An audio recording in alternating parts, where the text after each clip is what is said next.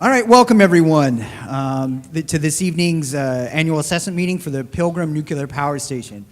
My name is Brett Kluken, and normally by day I'm the Regional Counsel for Region 1, but tonight I'll be serving as a facilitator for this meeting, and Donna Janda, raise your hand, Donna, will be facilitating as well during the second half of the meeting. The structure of the meeting tonight, as discussed in the meeting notice, is bifurcated. The first half will consist of a discussion between the U.S. Nuclear Regulatory Commission and Entergy to discuss the NRC's assessment of safety performance at Pilgrim for 2017. This portion of the meeting will principally include a discussion of the oversight results over the past year, an opportunity for Entergy to respond and provide its own remarks on its performance, and finally, NRC closing remarks. After a short intermission, which I'm going to try to keep to 10 minutes or less, the second half will be an opportunity for members of the public to ask the assembled NRC staff questions concerning performance issues at Pilgrim or to present comments regarding the same. We will begin the second half with a short discussion by Aaron Carfang, the Senior Resident Inspector at Pilgrim, of current plant status. With respect to the second half of the meeting, on the registration table just outside these doors, there's a sign-up list for public speakers. When you register to speak, you should have received a ticket, or at least one half of a ticket, the other half of which we put into a collection container. The speaking order tonight will be determined from numbers pulled from this container, the intent of which is that the speaking order be determined at random. Just so you have some advance warning when it is your turn to speak, we will be posting on the screen, at the center or on the stage, the numbers pulled from that list. And I would like to thank Justin and Peter for assisting with this task. If you'd like to speak this evening and already done so, please step outside and add your name to the list prior to the end of intermission. Once intermission is finished and we reconvene for the second half of the meeting, you will not be able to add your name to the speaking list unless we exhaust the speaking list or the people who have added their names to the list already. And based on my experience at past years, that is unlikely to occur. Just want to emphasize a few additional remarks regarding the tickets. That there's no prohibition from donating tickets, meaning you can, when your ticket is called, you can give it to someone else to speak. However, when that happens, or if you'd like to donate your ticket, you have to announce that at the time your ticket number is called, and both parties have to be present at that time, both the person donating the ticket and the person receiving the ticket. And this is different from last year. One additional rule. If a person has already spoken during the meeting, whether it's because their ticket has been called or someone has donated their ticket to them, they may not get up to speak again if their number is subsequently called or someone tries to donate their ticket to that individual, meaning you only get 3 minutes at the microphone. If you've already spoken because someone has donated their ticket to you, you can, however, donate your ticket to someone else, but you can't use that to speak again. So in short, everyone, if your number is called, you get 3 minutes at the microphone. You can't subsequently then use donated tickets to speak again. I would ask that we keep the area beyond the front row clear. If you'd like to give something to the NRC staff, please hand it to me, Donna, or Justin. Now for some very basic ground rules. First off, recognize that many of you may have strongly held beliefs concerning the matters to be discussed here tonight regarding the performance of Pilgrim. I ask you nonetheless adhere to civil decorum, and you've done that in past years, and I am greatly appreciative of that. In essence, that you please respect each other, do not respect each other. Just as you wouldn't want to be interrupted during your time at the microphone, I ask that you please respect the speaking time of others. Threatening gestures, however, will under no circumstances be tolerated and will be cause for immediate ejection from the meeting room. If you feel that you've been threatened, please let me know or tell one of the NRC security personnel standing around the room or one of the local law enforcement officials who are also positioned around the room. A few minor housekeeping issues. The bathrooms are just outside these doors. The exits are to the back and front, again, through these doors. While cameras are permitted, please try not to obstruct the view of audience members. And would you be so kind at this time to please silence your cell phones? I'll give you a moment to do that. Okay, at this point, let me find my sheet. I would like to introduce the following representatives or following elected officials or representatives thereof. First, we have Representative Sarah Peak from the 4th Barnstable District. I'd like to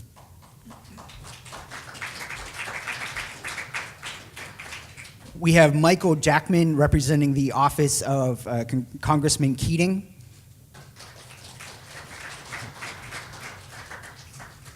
We have Alicia Rebello Pradas representing the Massachusetts Attorney General's office. And then we have Adrian Virenko, I apologize, representing Senator Elizabeth Warren's office. And finally, we have Rory Clark representing Senator Ed Markey's office. Are there any other elected officials who would like to be recognized at this time? Note that you will have an opportunity to give prepared remarks at the second half of the meeting. Anyone else who would like to stand to be recognized at this time? Okay, thank you. All right, now on to some staff introductions. Dave Liu is currently the acting regional administrator for Region 1. Normally he serves as a deputy regional administrator and has since served in that position since January 2011. Prior to his appointment in the NRC Senior Executive Service in February 2004, he was a resident inspector at Oyster Creek and Indian Point Unit 2 and a senior resident inspector at Indian Point Unit 3. Dave Pelton is the current acting director of the Division of Reactor Projects. He normally serves as a deputy director in that division. His previous assignments include 3 branch chief positions in the Office of Nuclear Reactor Regulation, including the Division of License Renewal, the Division of Policy and Rulemaking, and the Division of Operating Reactor Renewal. Next, we have Mr. Anthony Dimitriadis. I say your name every day, but I get up here and now I can't. Mr. Dimitriadis, I apologize, is a branch chief for Branch 5 in Region 1's Division of Reactor Projects. Branch 5 includes oversight of Pilgrim and Fitzpatrick Nuclear Generating Station. Mr. Dimitriadis joined the NRC in 1991 as a health physicist and has had roles of increasing responsibility over the past 27 years, including branch chief of Project Branch 1, with responsibility for oversight of Guinea, 9 Mile Point, and Calvert Cliffs, and branch chief of the plant support branch in the Division of Reactor Safety, responsible for security and emergency planning. Next, we have Erin Carfang, who I already introduced shortly. She is the senior resident inspector at Pilgrim. She has been in that position since 2014. Prior to that, she was a resident inspector at Beaver Valley. Prior to joining the NRC, she served as a United States officer aboard the USS The Sullivans and the USS Dwight D. Eisenhower. Finally, not seated on the stage, but who will be joining us during the second half of the meeting, we have Bruce Watson. Bruce Watson is the chief of the reactor decommissioning branch in the Division of Decommissioning Uranium Recovery and Waste Programs in the Office of Nuclear Material Safety and Safeguards. He has been with the NRC since March 2004. He has extensive experience in decommissioning of reactors and material sites and was the technical lead for the license terminations at Trojan, Maine Yankee, Rancho Seco, and Brig Rock Point. He will be joining the panel for the second half of the meeting to answer any questions you may have regarding the decommissioning process. And with that, I will now turn it over to Dave Liu, Region 1's acting regional administrator for the NRC presentation. Thank you. Thank you, Brett. And first, let me welcome everyone to the NRC's annual assessment meeting.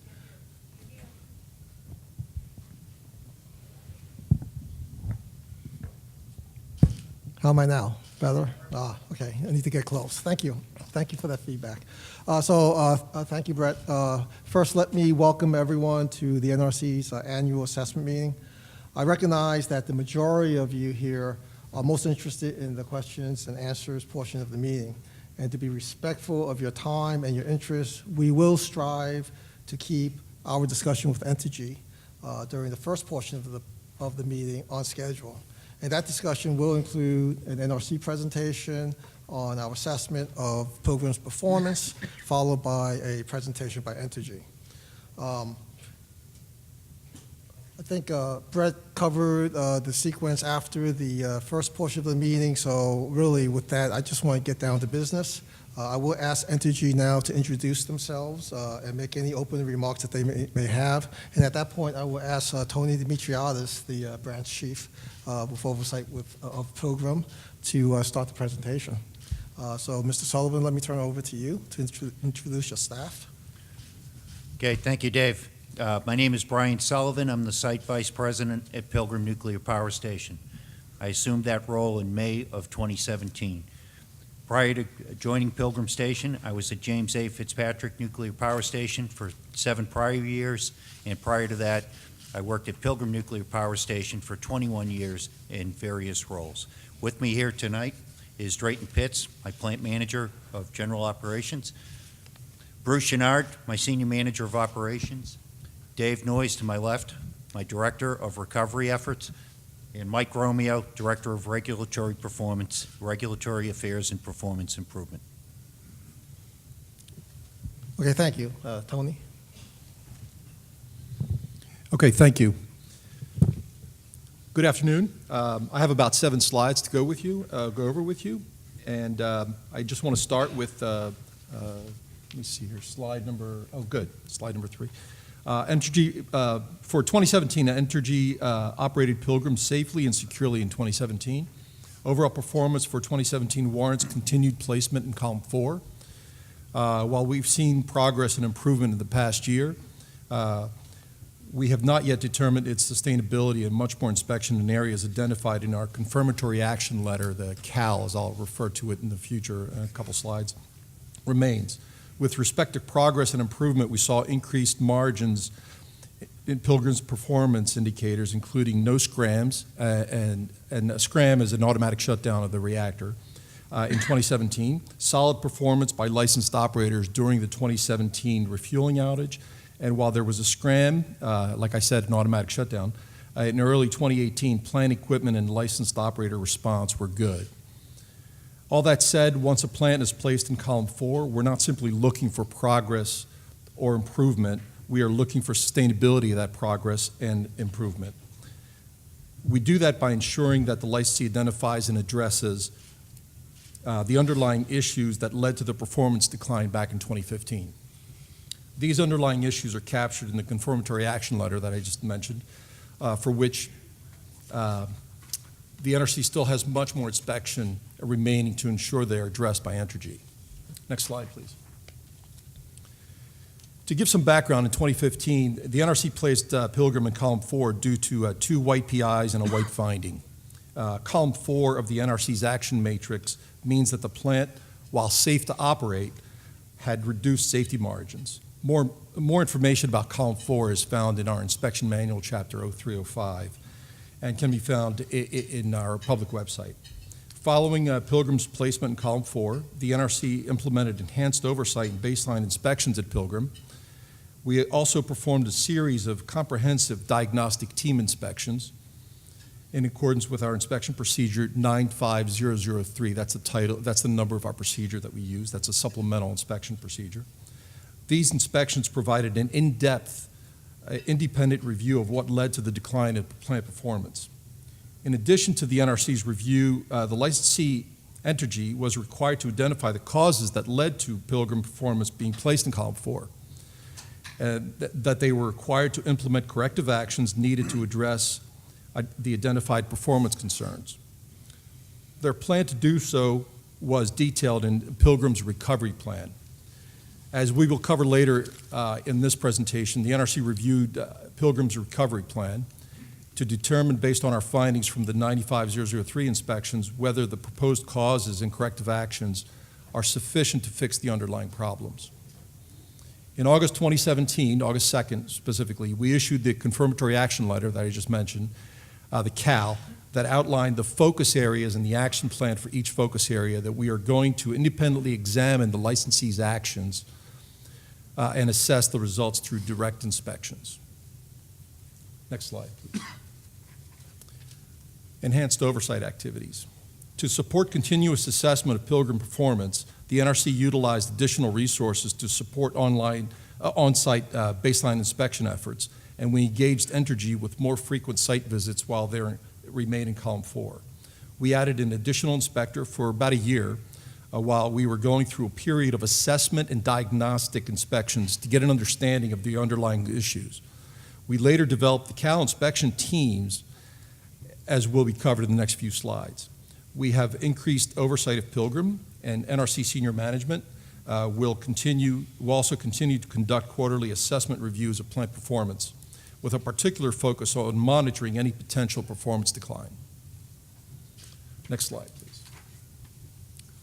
We expended a significant amount of inspection resources in 2017. We expended about 15,000 hours of inspection focus, and typically, to put it in perspective, a typical plant receives about 3,000 to 5,000 hours of inspection on a given year. So as you can see, that's a significant effort.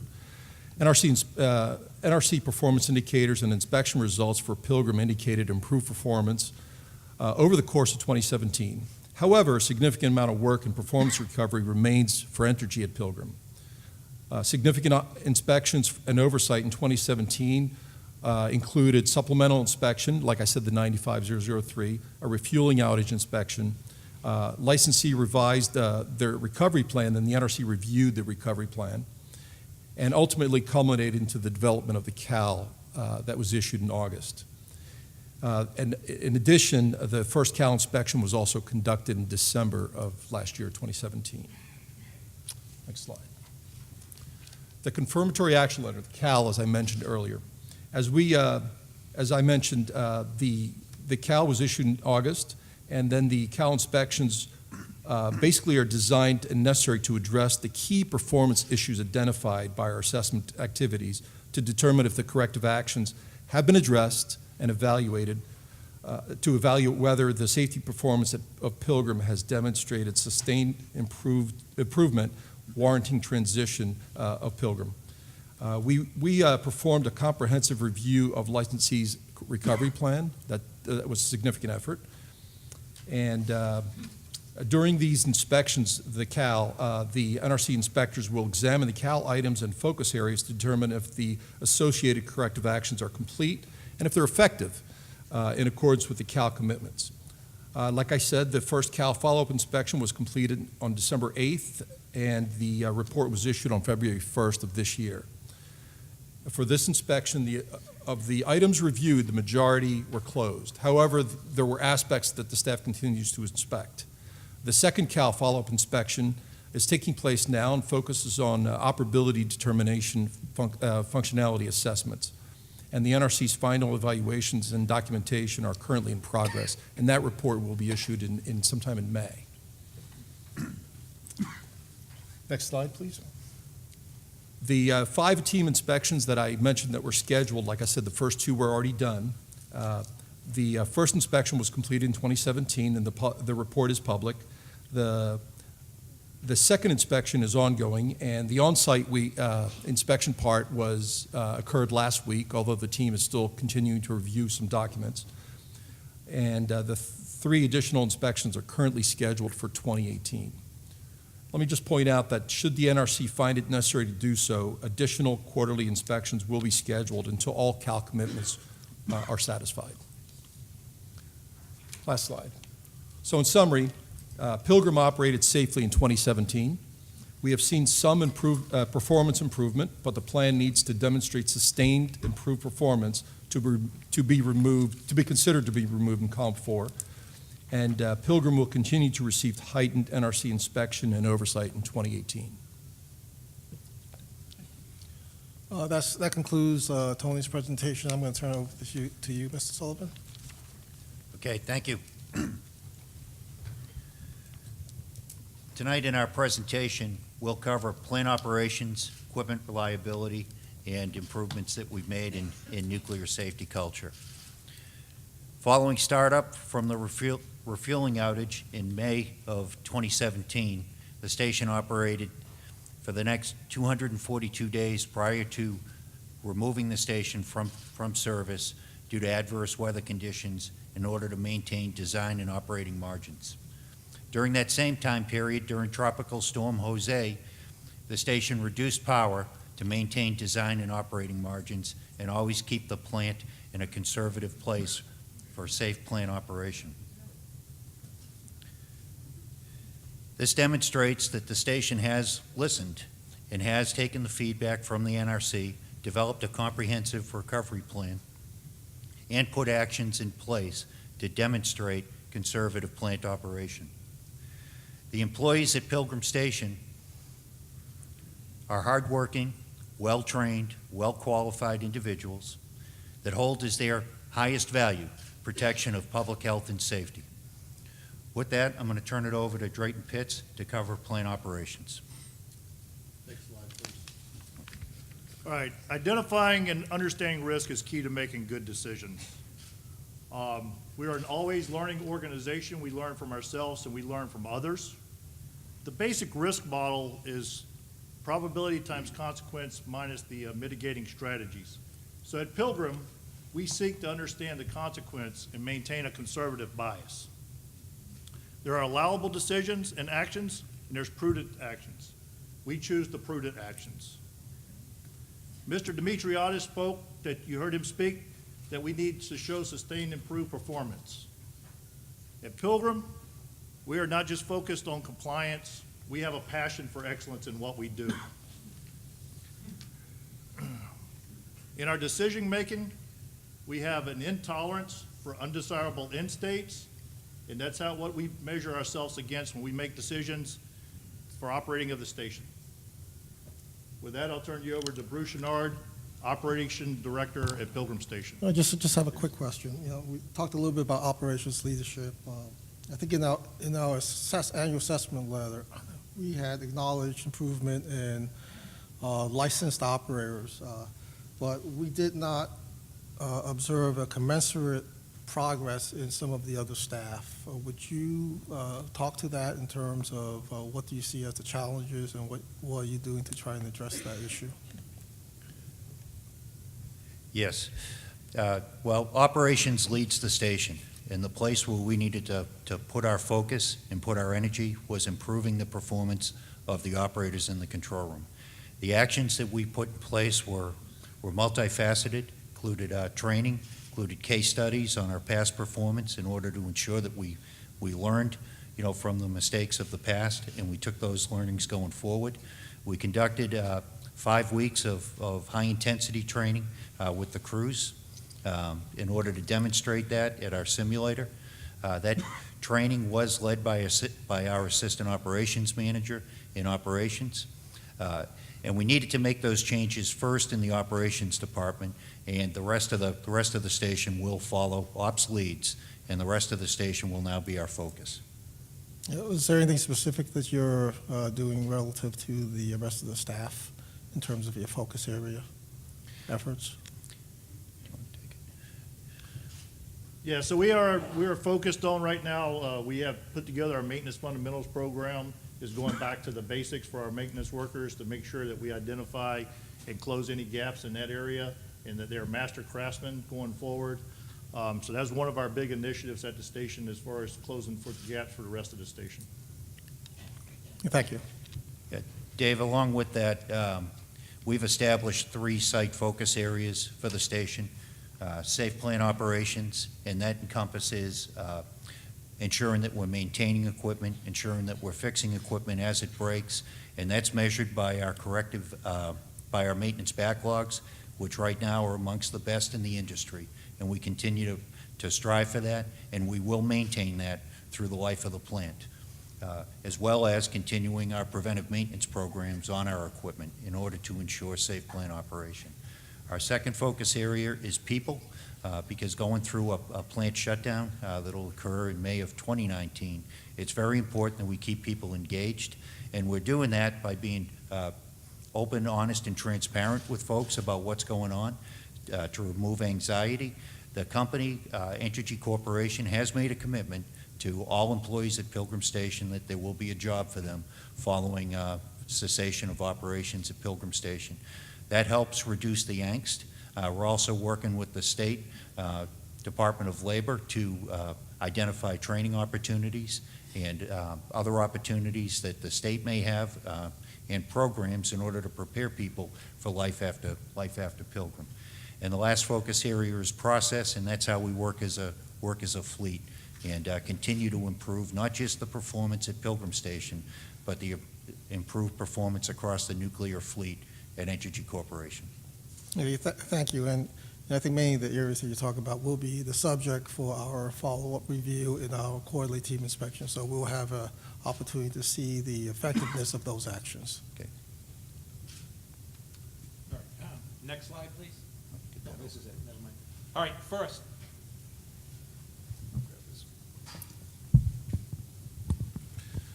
Okay, in the area of equipment liability, our focus has been and always will be in fixing the plant and preventing future failures to ensure safe operation of Pilgrim Nuclear Power Plant.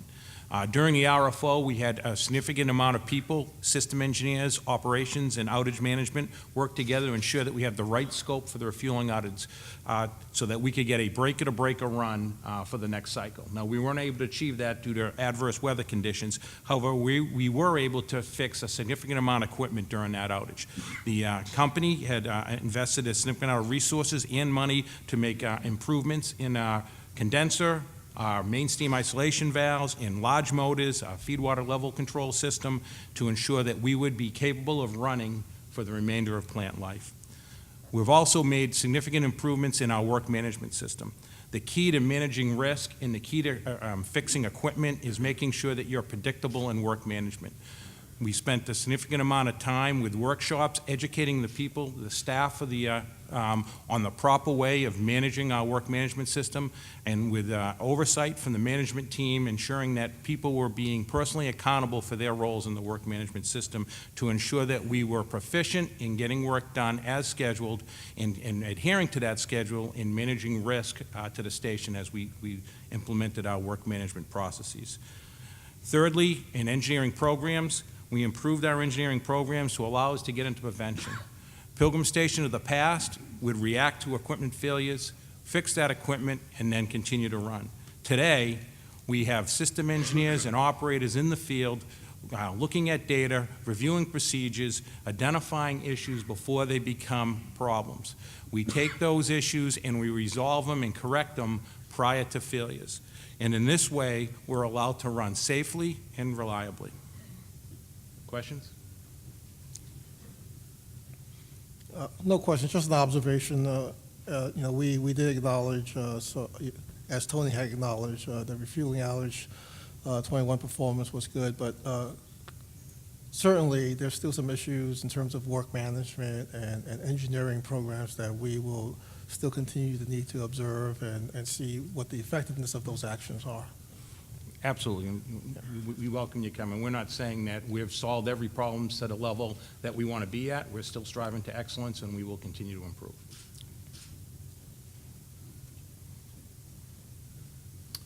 All right, the station's making significant progress in improving the culture through improved leadership with no indication of challenges to a safety-conscious work environment.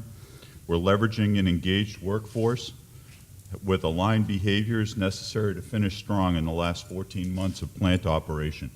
I'd like to focus on 3 key elements of nuclear safety culture. The first is the station's corrective action program. Station personnel are more consistently identifying our own issues with less reliance on independent oversight and regulatory intervention. We're also seeing improved performance in our causal evaluation. Backlogs of our higher priority actions are continuing to be reduced and are now consistent with the industry norm. In the area of training, we are leveraging our training programs to provide important bench strength in key areas for continued operation to account for any potential attrition and provide our employees with the skills necessary for future employment opportunities. In fact, with 14 months left in plant operation, we are still qualifying non-licensed operators. In the area of shaping leader behaviors, we're building on the experience and fresh perspective of our new senior leadership team to set and continuously reinforce high standards. We're seeing improved field presence and engagement by our leadership team in enforcing those high standards. We have by no means arrived in the area of nuclear safety culture, but by all our measures, our safety culture has improved, and we continue to work on consistency and sustainability. So just let me touch on the first confirmatory action letter follow-up inspection, the one that was conducted back in December, and I think we issued the report February 1st. I think there was improvement indicated by 17 of the actions closed, but we could not fully close that issue. There were still 3 issues that remain, and there were some gaps in terms of the effectiveness review. What did you take from that, and what adjustments have you made to prepare for future inspections that we will be conducting? We've learned a lot through that first inspection process. Specifically, The identification of issues that were identified by the 95003 inspection team and ensuring those items are addressed along with the fundamental problem and problem areas specific to the action. Also ensuring that our effectiveness reviews are thorough and provide clear documentation that the actions that we've took achieve sustainable results.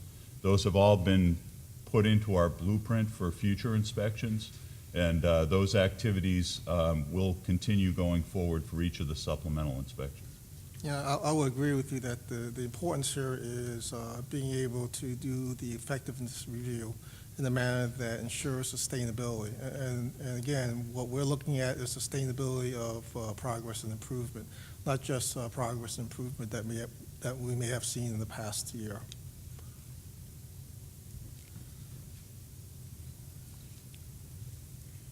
Okay. That concludes our presentation, pending any questions. Any questions from the table? Yeah, I think at the risk of sounding like a broken record, well, first let me thank you, Mr. Sullivan, for your team's presentation and discussion. And we have acknowledged progress and improvement, but I do want to emphasize again that the NRC is not just looking for progress and improvement. We are looking for sustainability of that progress and improvement. And we do that by ensuring that you address the underlying issues that were identified in the diagnostic inspections, that have been identified in your recovery plan, and that has been identified in the confirmatory action letter. And I think only through those do we have some assurance that sustainability can be provided. And I think it's as part of our, I think it's part of your obligation to make sure that you carry through that in a timely manner. And we will evaluate the effectiveness of your efforts moving forward. Any other comments from the NRC? Okay. So with that, that concludes my remarks. Do you have any remarks, Mr. Sullivan? Nothing further. Okay, that concludes the first portion of the meeting.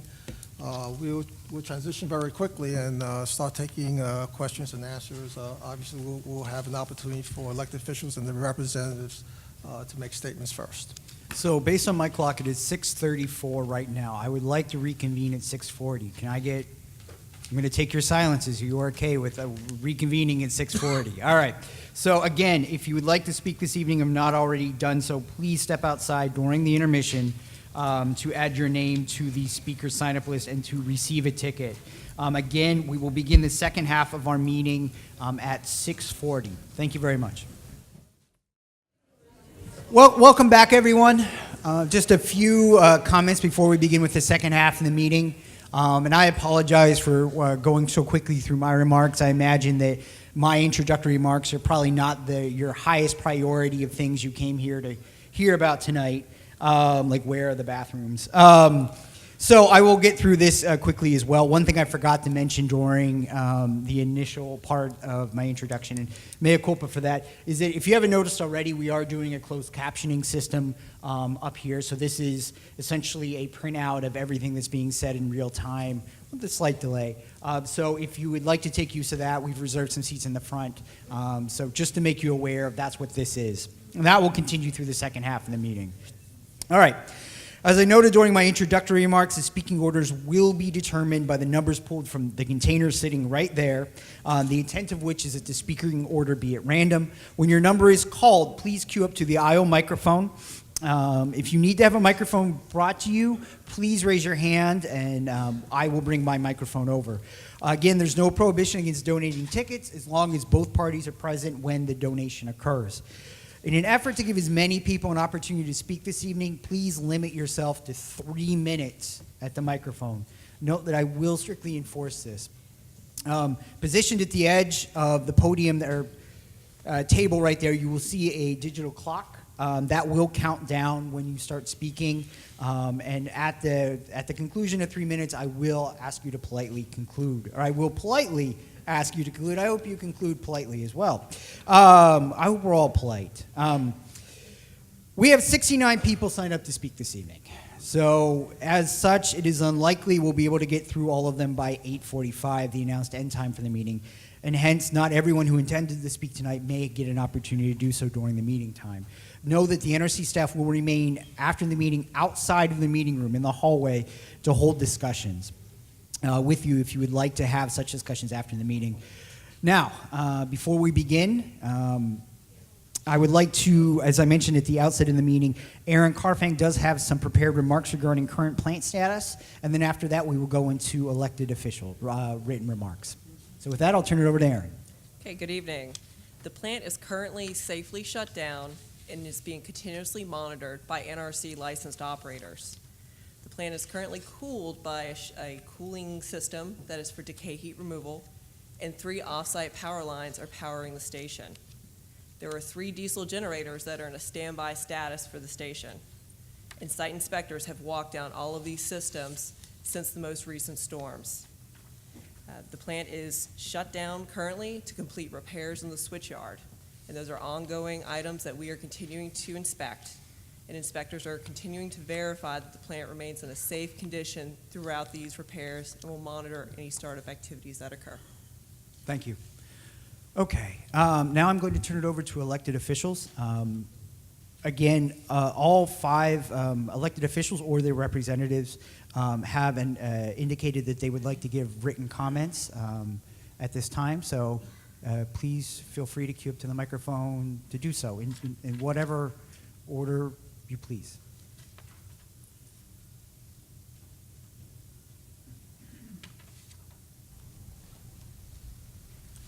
Hello, my name is Adrienne Fiorengo, and I'm Senator Elizabeth Warren's Southeastern Mass Regional Director, and I have a statement on her behalf. I am greatly concerned at Entergy's poor public safety record at the Pilgrim Nuclear Power Station. Entergy has shrugged off federal safety requirements, citing the May 2019 shutdown date as a reason to forego critical investments in safety upgrades that protect our communities. The latest cybersecurity concerns at Entergy headquarters are evidence that these upgrades are necessary. Furthermore, Pilgrim's stagnation in column 4 of the NRC's safety rating system demonstrates that improving safety is not a priority and signals a greater concern for the bottom line than the people of southeastern Massachusetts. The NRC must insist Entergy fully and swiftly comply with federal safety regulations, and if Entergy continues to operate Pilgrim without regard for critical safety standards, I insist that the NRC take the necessary steps to shut down the plant. Thank you. Thank you. Thank you. Hi there, Roy Clark on behalf of Senator Markey. Since last year's annual public meeting of the Nuclear Regulatory Commission on Pilgrim Nuclear Power Station, there has been continued cause for concern on the part of the people of Massachusetts. We are at what we can only hope will be the end of a historic run of storms this month that saw blizzard after blizzard batter the coast of our state. Amidst these storms, Pilgrim suffered multiple incidents of loss of off-site power that have necessitated emergency shutdowns of plant operations. Yet according to their own winter shutdown requirements, these storms did not meet the severity requirements for a preemptive safety shutdown. Despite the increasing power and potential of storms in recent years, it seems that neither Entergy nor the NRC has seen fit to escalate storm safety precautions at Pilgrim in accordance with the increasing severity of winter storms. It is of the utmost importance that Entergy provide its staff with the resources that they need to operate the plant safely up to and through its prompt shutdown. Together with my colleagues in Senator Warren and Congressman Keating, I and my staff have sent letters to the NRC and met with your staff to relay our serious concerns on these continued issues.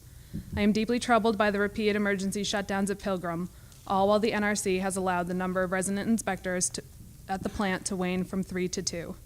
Pilgrim cannot persist in column 4. The safety of our residents is at stake every day, and it depends on the NRC's commitment to holding Entergy accountable and ensuring a swift and safe path to a responsible closure. Thank you. Thank you. Thank you. Mike Jackman from Congressman Keating's office. In the interest of time, I'm going to offer a abbreviated version of the Congressman's remarks. I do have a full text which has been submitted to the NRC. Thank you for the opportunity to address you at tonight's meeting. I share my constituents' deep concern about the persistent low safety rating at Pilgrim Nuclear Power Plant. the safety situation that is faced by the workers and the community, and troubling reports surfacing about the parent company's operations in other states. I continue to encourage the NRC to place PNPS under the most rigorous scrutiny. The safety culture at the plant needs to improve, and this must come from the top.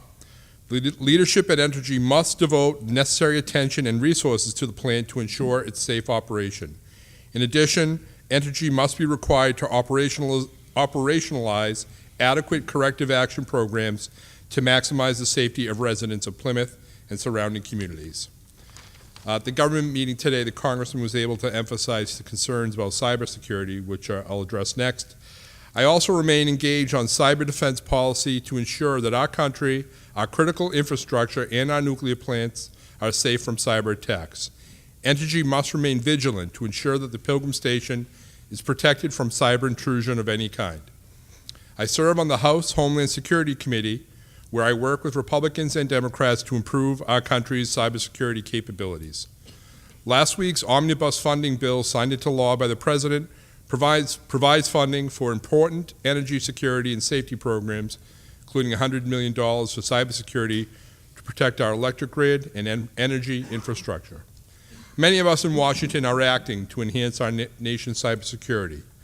But given the NRC's decision last December to waive the requirement that Entergy complete all 8 cybersecurity milestones at Pilgrim prior to the announced closure date of the plant, and given that the fact that the cybersecurity standards for nuclear plants were set 9 years ago, 9 years during which the nature and frequency of cyber attacks on American infrastructure have only worsened, it is incumbent upon the NRC to work with federal intelligence agencies to share information and develop more rigorous cybersecurity protocols that reflect the latest technological advances in cyber protection.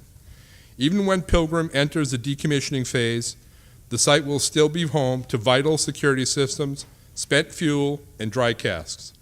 That is why Entergy and the NRC must work in collaboration with other expert partners at the Department of Energy, the Department of Homeland Security, and all relevant agencies to ensure Pilgrim cybersecurity systems operate at the highest possible standards. Earlier this year, I reintroduced the Nuclear Plant Decommissioning Act along with Senator Sanders and Congressman Welch of Vermont. This bill would ensure that states and local communities have meaningful roles in the development and approval of reactor shutdown plans and post-shutdown license transfers. It is the people who live or work in the community hosting a nuclear power plant who truly understand the effects of decommissioning. This legislation will give them a voice. Hundreds of thousands of residents and thousands of local Pilgrim staff appreciate that full decommissioning of the station and complete restoration of the site will take many years. We must ensure that these complex tasks are done safely, skillfully, and completely so that the Plymouth community is economically and environmentally protected today and tomorrow. Thank you. Thank you. Good evening. My name is Alethea Rebello Pradas, and I am Deputy Chief of the Policy and Government Division at the Attorney General's Office. On behalf of Attorney General Maura Healey, I would like to thank the NRC and Entergy for hosting this public meeting this evening to allow the public to learn more about NRC's continued inspection of the Pilgrim nuclear power plant. The people of Massachusetts continue to have legitimate concerns of their safety in light of Entergy's track record, and we expect that the NRC will put safety above all else. Attorney General Maura Healey remains concerned that Pilgrim continued to operate during the March 2nd storm, despite the fact that due to flooding and downed trees, it would have been impossible for Massachusetts and its local first responders to implement the off-site emergency evacuation plan in the event of an emergency at the facility, as the Commonwealth officials relayed to FEMA and FEMA subsequently relayed to the NRC. It is vitally important that this event be investigated fully by the NRC and steps be taken by the NRC with the assistance of FEMA to ensure that this does not happen again and so that the plant operates safely at all times. Attorney General Maura Healey also remains concerned about the NRC's decision to eliminate the third resident inspector at the plant. Last fall, the Attorney General, along with other Massachusetts elected officials, many of whom are here this evening, specifically asked that the NRC include an additional on-site resident inspector at Pilgrim, given the documented safety issues at the plant, and NRC committed to doing so. The Attorney General was surprised to learn, not from the NRC, but from a reporter, that the NRC had decided to relocate that third resident inspector to another plant. That decision was made without notice to our office or to the public. Pilgrim, with one of the worst safety records among the nation's nuclear fleet, requires more oversight, not less. The safety of the people of the Commonwealth and the protection of our environment must be assured until the plant closes in 2019. Again, thank you very much for allowing us to provide comments this evening. Thank you. Hi, good evening. My name is Representative Sarah Peak, and I'm joined here at the microphone by Representative Matt Muratori and Representative Will Crocker as well. I want to begin by thanking you for two things. One is extending the courtesy, taking us out of turn when you have 69 people waiting to speak their minds tonight. And the second thing I would like to thank you for is the government-to-government meeting, which was held just in a ballroom next door, I think, earlier today. Most of the Cape legislative delegation was there. Congressman Keating was present. Both of our United States Senators' offices were represented, and local officials from the town of Plymouth who are at a Board of Selectmen's meeting as we speak this evening. Two members of the board were there as well. I would say, and I would characterize in speaking with my colleagues and local officials following the meeting, that quite the opposite of our level of concern being somewhat allayed, that our level of concern about the safety and ongoing operation of the plant is increasing. And what we are concerned about is the ongoing operations of what is a clearly aged plant limping along beyond what is its natural lifespan. You mentioned this evening and in our meeting this afternoon the word sustainability on more than one occasion, and that word has come up repeatedly, and we echo that sentiment and that concern and more. In addition, the delegation, your state delegation, is also concerned about the decommissioning process, and to that end, we also as a delegation, united, will be presenting a joint statement and recommendations to the Nuclear Decommissioning, what's the C stand for again? Citizens Advisory Panel, thank you. At their rescheduled from the Blizzard hearing, it's now rescheduled for April 11th and will take place on the Cape. And I'm going to turn the mic over to Representative Muratori, who has a little more to say about that, and whatever else you want to say. Thank you very much. Thank you very much. First of all, I want to thank the NRC again for coming to Plymouth on behalf of the town of Plymouth. Welcome again. I think I'm the longest elected official that's been going through this process for many years, so I really appreciate what you go through, and I appreciate the comments that Representative Peak said as well, the government-to-government interaction and the meetings we have ahead of time to really know what's going on.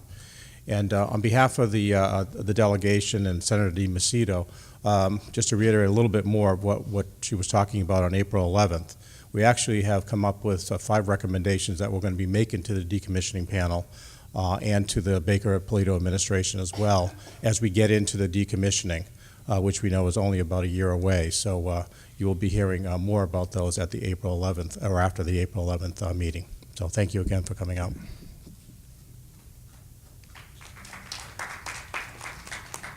Thank you very much. I do not have many prepared statements to make, but I will relate to you what my constituents are relating to me, and that is the passage of time.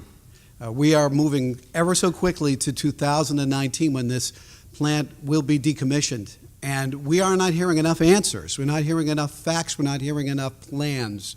And those people who I speak with on a regular basis are saying, time is beginning to run out. We don't have enough information, and we are looking forward to hearing what you have to say, and those plans, when they finally are made public, and when they are able to be digested by the people who live on Cape Cod, we have a lot of concerns, and they express those to me on a daily basis. And we look forward to hearing what you have to say and getting that plan moving forward. So thank you. Thank you. Thank you very much. Any other elected officials before we begin the public speaking portion? Going once, twice. Just giving Justin some time to pull this up. Okay, so as we promised, there's a way of expediting this process. The numbers are now up on the board. So the first speaker will be number 62, followed by number 34, number 7, and then 42, 63, and on and on and on. And we will continue to update this as people speak. So you don't have to wait for me to pull a ticket. So we've tried to be more efficient. So again, first up is number 62. Who, number 54 is... up there twice. Oh, 12 and 8.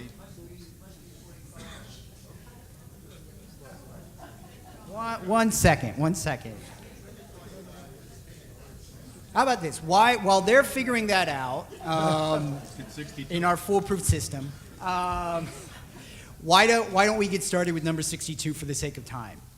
So with number 62, and with that, I'm also going to turn it over to my co-facilitator, Donna, who will now be doing the more difficult portion of the meeting, now that I've gotten the easy part out of the way with.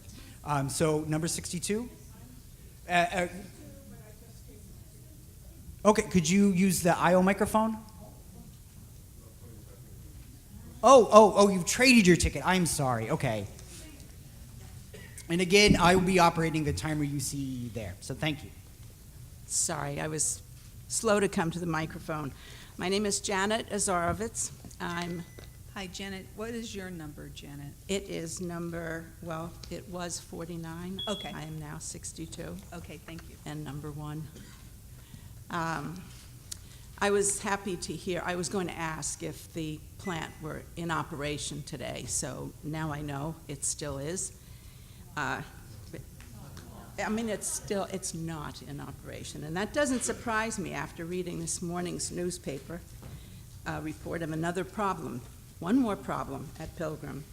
These recurring problems are said to be of no threat to public safety, and how many times have we heard that from Entergy? It's really ridiculous. It's probably the most oft-used phrase that comes from that plant. It's also been categorized by the NRC as of low significance. And that comes after 3 mechanical problems in the last 3 weeks. Where does the cause of this latest mechanical problem come from? Is it really a mechanical problem? Is it possibly worker negligence, lack of training, lack of staffing there? Is it still, and I'm referring to last year's email from the inspection team leader, that those operating the plant are overwhelmed due to a poor safety culture? And I know the Entergy people are working on this safety culture, but I still think there's a lot lacking in it. Or, lastly, is it because of the NRC's constant changing of the rules, which prolongs the money-making ability operation of this plant? It's really difficult. I mean, there's such a history of events that we're all concerned with to keep track of them. This latest failure involves the procedure that would halt nuclear fission to occur in case there were an earthquake. That was one specific thing that was mentioned. Should we worry when we know that the NRC waived requirements in April of 2017 for Pilgrim to comply with seismic and flooding regulations issued after the radiation leak at Fukushima? Of course, Neil Sheehan called an earthquake a low probability event, but said that Entergy will have to fix these incorrectly installed clamps before the reactor starts up again. So it does have some significance, I would say. It was also said that the plant engineers are calculating whether the pipes would have held up in an earthquake, these clamps on the pipes. So in other words, they don't know what exactly it would take for this rod insertion process to be affected. But we do know that Plymouth has had earthquakes in the past. Not major earthquakes, but how much will it take to create this mechanical failure? I'm out of time. I want to thank you, but I really hope that you take the words of our legislators, and we're working across the spectrum of Republican and Democrat leaders. They're all asking for the same thing because they're hearing it from all of their constituents. Please make the mandate of the NRC to make the plant safer. And I'm out of time. Thank you. I wasn't sure whether you wanted a response or not. There was a question there regarding the control rod drive system and the seismic support. Did you want a response, or was that just a statement? Yeah, I would. So there was embedded in that question, and I'm going to ask Erin to address the recent issue that was reported. But there was a question that was embedded in terms of whether this was the same safety culture issue that was identified in the past. I would say that this is an issue in which the licensee had identified. And from our point of view, it's positive that they're identifying these issues through the initiative of a fleet initiative that they were looking at. But with respect to the specifics, maybe I can ask Erin to talk to. Sure, and I would agree with what Dave said. This is an indication of improving safety culture at the plant. The site recognized that they needed to go look at an industry-known issue, and they were doing systematic walkdowns of the systems, and their engineer identified this. So he brought that to the attention of the control room, who then did the right actions of evaluating will the system operate correctly. Because they were not sure, and they did not have a sufficient amount of time by the time they needed to report to the NRC, they did the right thing because there was reasonable doubt if that system would work correctly, and they are currently going through their calculations to see if it would withstand the seismic interactions. And for everyone's awareness, what is a seismic interaction? It's really when you shake the pipes. Will they withstand the momentum, the forces that they experience in that sort of situation? And so it is not necessarily a difficult item for the site to fix. They will fix it before they start up. And they did take the actions that were required by the regulatory requirements that we impose upon that station. How long was it before this was identified as a problem? That's part, the site is looking into that, and we are following up. So we'll follow up in terms of inspection. They will provide their analysis, and Erin will receive it and look at it and get the support that she needs from our regional office to confirm that it is as they indicate. Well, I hope it stays shut down for a very long time. I would feel much better. Okay, thank you. The next speaker is number 34, Larry Loomis.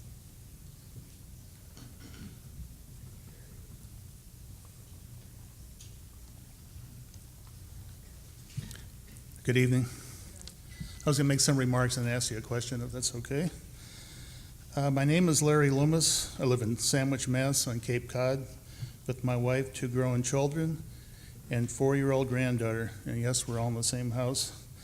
I've worked at Pilgrim Station for 38 years, mostly in the chemistry department, where maintaining water quality for the reactor and supporting systems is my main job. Prior to Pilgrim, I was in the U.S. Navy on a nuclear submarine for 6 years. I have a lot of experience in benchmarking other nuclear power plants and interfacing with well-trained nuclear personnel on industry and plant committees. Over the years, and especially recently, I have seen many improvements and a very conservative approach at Pilgrim in the areas of nuclear safety and plant maintenance. Even though the plant is closing in 2019, continued and reliable operation is the top priority throughout the station. I see this every day in how my fellow workers professionally do their jobs, committed to working as a team with this goal in mind.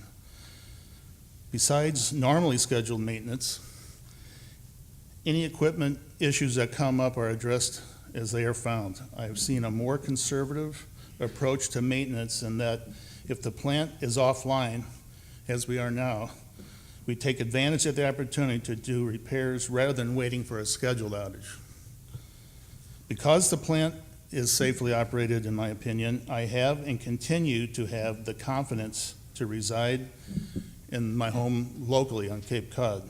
I wouldn't put my family, and especially my precious granddaughter who lives with me, in harm's way if I thought for a moment the plant was not operating in a safe manner.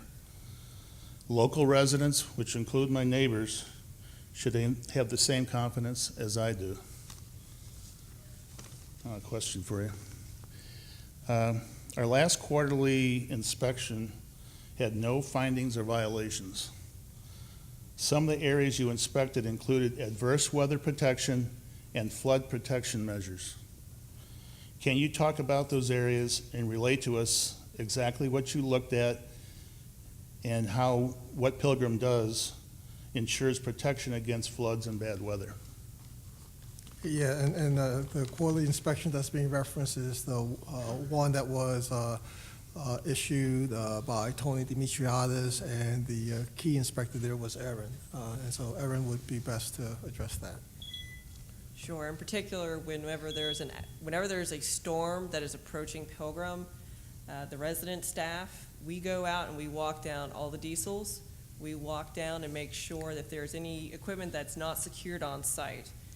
We look and see if there's any openings in the station where we believe that water could intrude into and reach safety systems. And then if we do identify concerns, we bring those to the operators, the licensed operators, and appropriate action is taken. In the past few walkdowns that we've had, found very, very few things and nothing of any significant concern during these walkdowns. So at this point, there was nothing identified. The station took appropriate action in preparation for these storms. Thank you. Okay, thank you.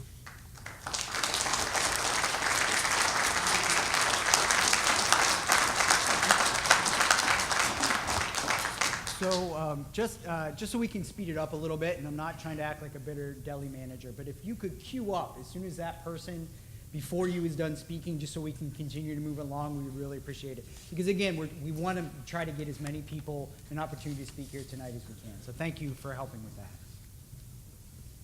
And the next speaker is number 7, and that's Bonnie Bridges. And Bonnie gave me her ticket. Diane Turco, you have some slides that I sent in? Yes. If you could And set those Diane- up. Diane, what was your number? Do you remember? If not, I'll. I think it was 5 or 6. Yeah. 20? Huh?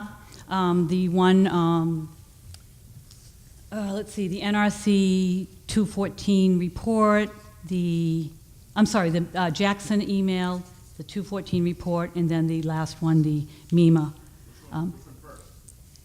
The Jackson email, and then the NRC report, and then the MEMA memo.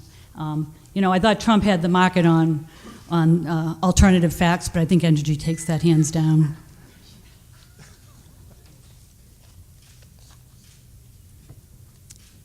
Okay. This first, okay. All right, so I wanted to ask the NRC some questions, and I'm just looking for a yes or no to speed this along. Could a severe accident happen here? Yes, Okay, I would actually say that as safety regulators, we need to have a mindset that an accident can happen, because for us, if these plants operate, they need to operate safely. Right, but an accident like Fukushima could happen here. You said yes. Okay. This is the email that was sent to me by the NRC on December of 2016, and it was Donald Jackson, who's an inspector, his unvarnished truth about what was happening at Pilgrim. Can you agree that in that, in that email, were there statements that said well-established programs have not been followed? Yes, and I think Okay. Don Jackson I was here. just want to go through this quick, yeah. That corrective actions may not have been properly addressed? Was that in that email? That was in the email, yes. Yes, okay. The plant seems overwhelmed just trying to run the station. Was that in the email? Yes, it was. Okay. We're observing current indications of a safety culture problem that a bunch of talking probably won't fix. Was that in the email? Yes. Okay. No one seems to know what to do with their good energy to improve performance, leading to procedural non-compliances, poor maintenance, poor engineering practices, and equipment reliability problems. Was that in that email? Yes, it was. And we're still seeing that today. Putting lipstick on a pig still makes it a pig, and Pilgrim is still the worst nuclear reactor in the United States. Okay, next slide. Okay. The other email. Okay, I think you've got these. Okay, this is the inspection report. Okay, MEMA sent a report to FEMA that they could not implement the radiological emergency plans during the March 2nd storm. Did the Nuclear Regulatory Commission order a shutdown or a power down during that time? Yes or no? No. Okay, thank you, thank you. And then one last slide, because I want to talk one more thing. Okay. And then the last one, this is, you people can't even see this, so I have to dig it out. The NRC said that Entergy did not adequately implement the process of planning, controlling, and executing work activities such that nuclear safety is the overriding priority. Is that true? That report is true. It is true. Okay. All right. Well, that draws the conclusion that the NRC has failed its regulatory responsibility to protect the public. Our families and communities just have a right to safety. So we are going to turn around. I am not going to talk to the NRC anymore because you are not doing anything to protect our communities. What I want to talk is to our elected officials. And I want to thank Michael Jackman and Althea, Adrian, and Rory. And where's Governor Baker's representative? I know. Where's Governor Baker's rep? Okay. Well, they were doing the slides, so I'm going to just read this.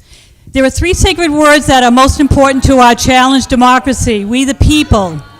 We cannot survive as a government by consent if we the people lose our ability to effect change for the common good. Well, they were doing the slides. This is our role as citizens. The Massachusetts Constitution, the oldest functioning constitution, they were messing up the slides.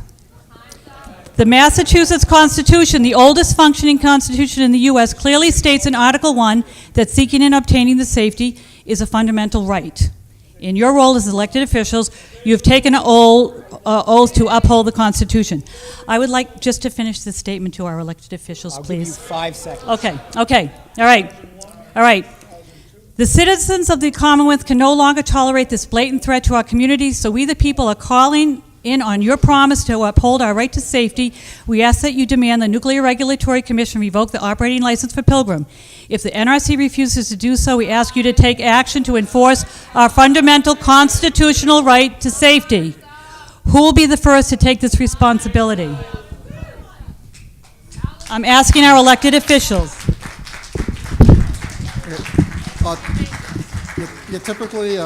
Typically, we would not respond understanding a statement, but given the fact that I was asked to respond to questions and yes and no, I do want to take a couple of minutes to respond to those issues. And there were 3 slides. I know one slide was out of an inspection report that perhaps Erin can touch on. Let me start with the email relative to what was showing up there. With respect to that email that was shown, it can be found in the NRC's document control system, and it is publicly available. There is another associated document attached to that email that laid out MEMA and FEMA's response, the actions that they took overnight to collect the information, assess the situation, and come to a determination that emergency plans could be implemented. And the response was very prompt. It was overnight. And as you know, there is the role of MEMA and FEMA to make this determination. And it is their role to implement the emergency plans, whether to direct evacuation or revise travel restrictions or implement contingencies that can involve rerouting or sheltering. From the NRC's perspective, okay, we establish requirements to employ a defense in depth strategy. Emergency preparedness is but one of several layers of defense in depth strategies. As such, the time that FEMA and MEMA took to assess the situation was more than reasonable. And to order the plant to shut down was neither warranted nor appropriate. And I would further add that Entergy operated the plant safely during the storm, and our residents were on site verifying that they operated safely. On the inspection report, maybe you can touch on that, Irvin. Yes, that particular inspection report finding was really getting to the fact that Entergy was not addressing items in a timely fashion commensurate with their safety significance. And so that is what that is. That's words that we use to convey the importance of, in a timely manner, addressing items. And that is, in fact, one of the items that the Cal inspection team that was here last week was looking at. And so that report will come out in May, as Tony mentioned. But we have seen improvement in this area, and that's one of the ways that we communicated these concerns to the site, is through the issuance of inspection findings when we believe there are challenges to the operability of equipment. And we believe that the station heard that message and has taken actions to address this with their operations staff, as they discussed in their presentation about the significant training that was performed on site. Okay. Turn it back over to you, Donna. Okay, the next speaker is number 42, Joanne Corrigan. Hi, Joanne Corrigan. I'm at Priscilla Beach, right around the corner from the power plant. And we've had one storm after the other, Quinn, Riley, Schuyler. We just kind of now just call it March. The storm that they were all talking about, March 2nd into the 3rd, when the governor for 2 days, 3 days ahead of the storm was on TV saying, take the storm very seriously in the South Shore. This isn't a big snow event, but this is a huge event with 6 astrological high tides consecutively for that storm and high winds. So, did he ask for the power plant to be shut down? No. People called, I called, they still didn't shut it down. Well, guess what? We had a huge storm surge. The Seaport District in Boston flooded. South Boston flooded. Duxbury underwater for like a week. They claim they didn't lose off-site power over there. Well, I went off looking for coffee at about 6:30 Saturday, March 3rd. Here's the power plant entrance with all the traffic lights not working because they had no power. And here's their power laying on the side of the road on Rocky Hill Road down from the entrance. All the transformer, big tree from across the street on the plant side, came down on Rocky Hill Road, took down all the wires, and took down all of this electrical stuff that had been providing power. So I don't know how they didn't have a loop, the loss of outside power, unless they have some kind of invisible line over there. So when they don't tell us the truth constantly, you know, you can't expect us to have any faith in the NRC or in Entergy. And the decisions should be made ahead of time. We should not have to be calling. Someone over there should be watching out for the citizens of Massachusetts. And they're not. And I don't know who made the asinine decision to leave the plant running until you have a scram, and then you bring it down. Why you don't do it ahead of time, especially that storm and the one after that.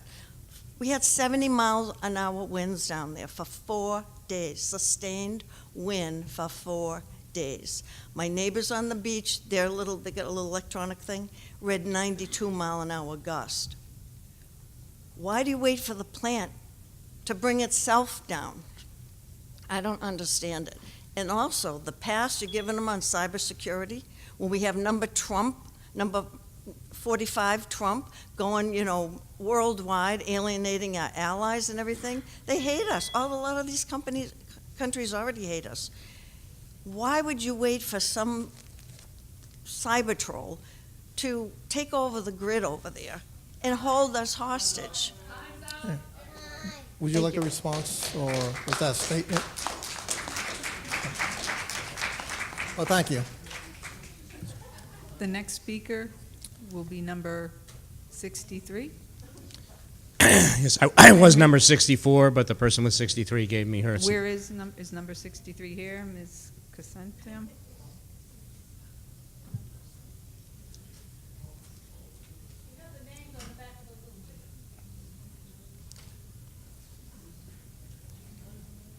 Okay. Okay. I was 64. The person with 63 gave me their ticket. I'm holding that right here. He has the ticket.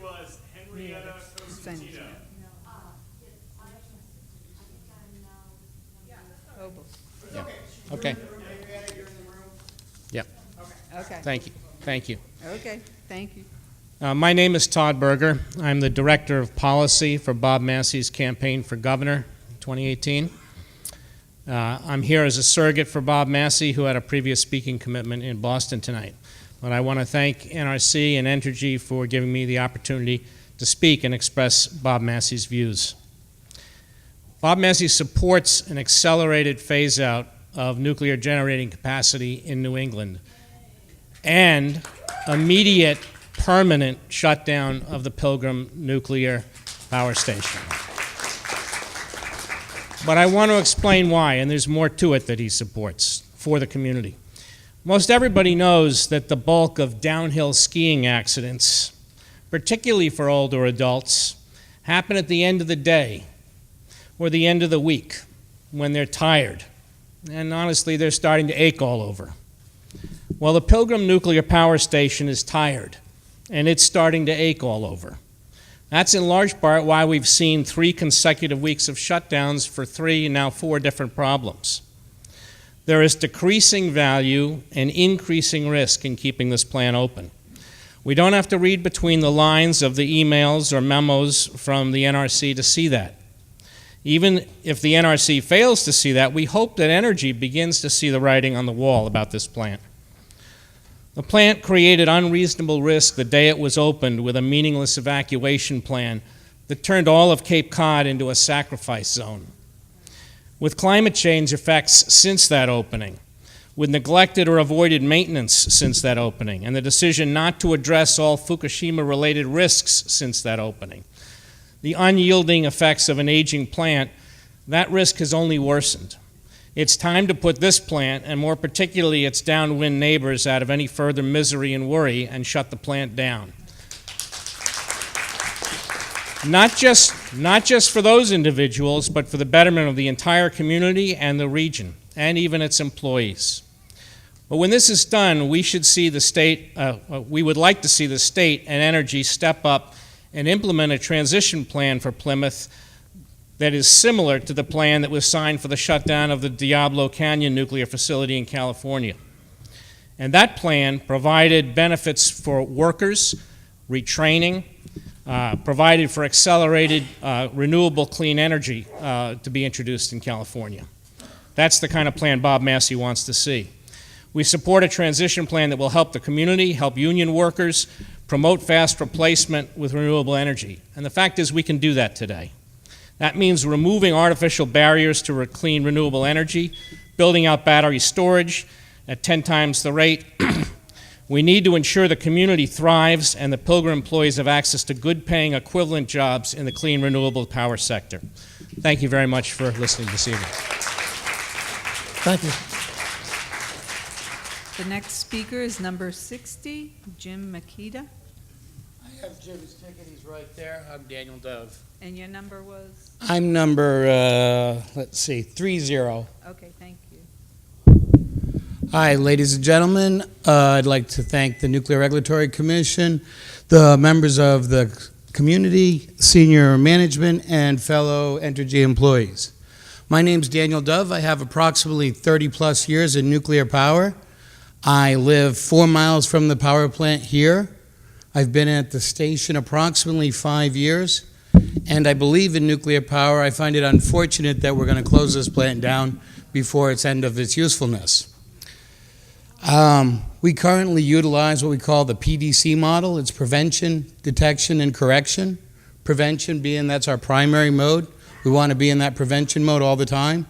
So we prevent failures from happening on the site, and we want to correct it as it happens if that goes that far. I'm a second-generation nuclear power worker. My father spent approximately 45 years in radiation protection. I've spent 30 years in radiation protection. I currently ship the waste from the power plant to its final destinations.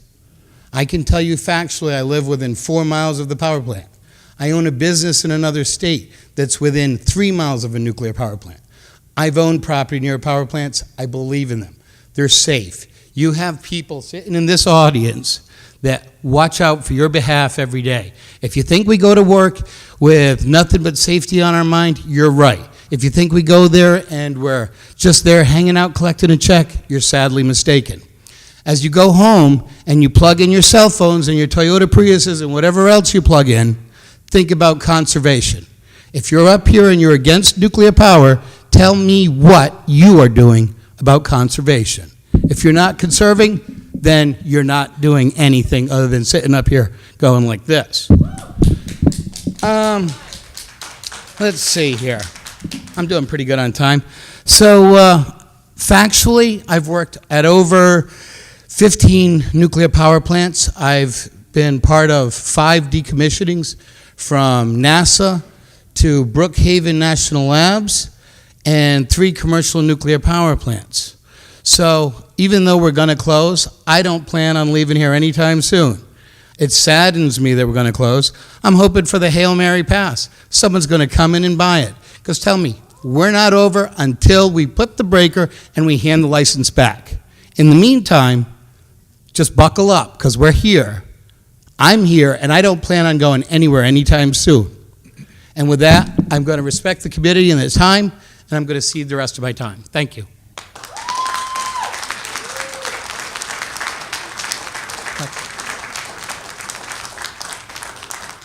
The next speaker is number 58, Brian Delvey.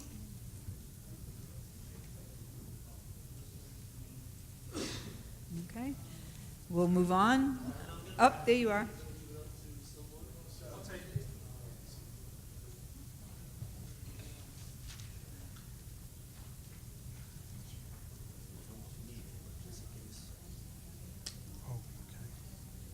This is number 59, and I was number 25. Oh, hold on one second. The speaker was supposed to be number 58, Brian, I think Delvey. I'm sorry if it's wrong. The ticket says 59. Ticket says 59. Look for number 58. And that's what I see that, but the name is not matching up with the number. We have that as Brian Dovey over here, so there must be a misreading over there. But we do have 58 is identified as Brian Dovey. Okay. Brian Devey, sorry. I apologize. Yes. What would you like me to do? Okay, sir, your number? My number's 25. Okay, thank you. Thank you for the opportunity to speak, and my compliments to the NRC and Entergy. My name is Rich Lopiori, and I'm a local community resident, citizen of Plymouth County. I live in Hull, Massachusetts. I'm a career nuclear power professional and retired executive, senior executive in the commercial nuclear power industry. My 38 years of nuclear experience includes managing single sites as well as managing a fleet of operating nuclear units as a senior executive, and very similar to the Pilgrim station.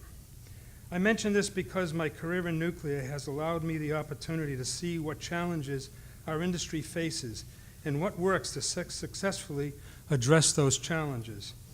Here at Pilgrim, my role is to support corrective action program enhancements, building on Pilgrim's processes that comply with all government regulations. Through my interface with Pilgrim employees, I can say the Pilgrim staff is made of highly skilled nuclear professionals that take their job of safely operating and maintaining the Pilgrim nuclear station very seriously.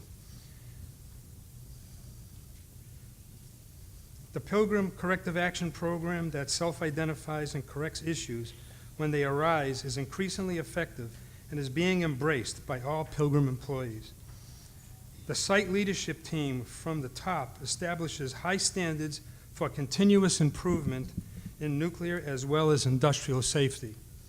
My plan is to continue working with the Pilgrim staff and participate in the safe, successful, and prestigious retirement of the Pilgrim plant on June 1st, 2019. Thank you very much. Thank you.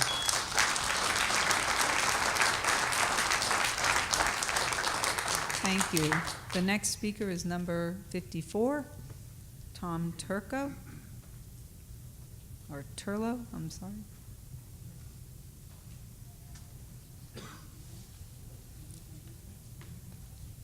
Okay, we'll move.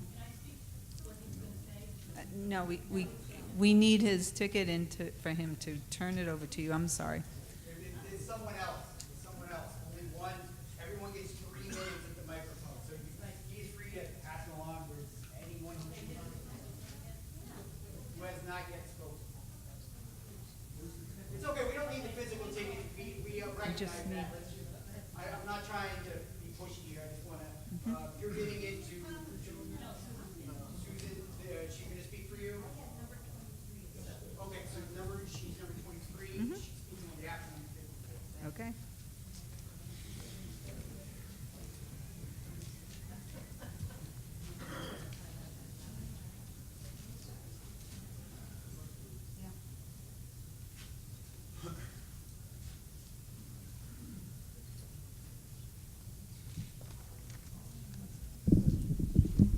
My name is Susan Carpenter. I live in South Dennis on the Cape.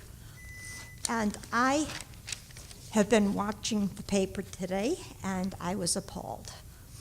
I've followed Pilgrim for several years now, and it seems to me that we're reaching a point when the paper has something saying it's a critical system that is malfunctioning, that we have big problems.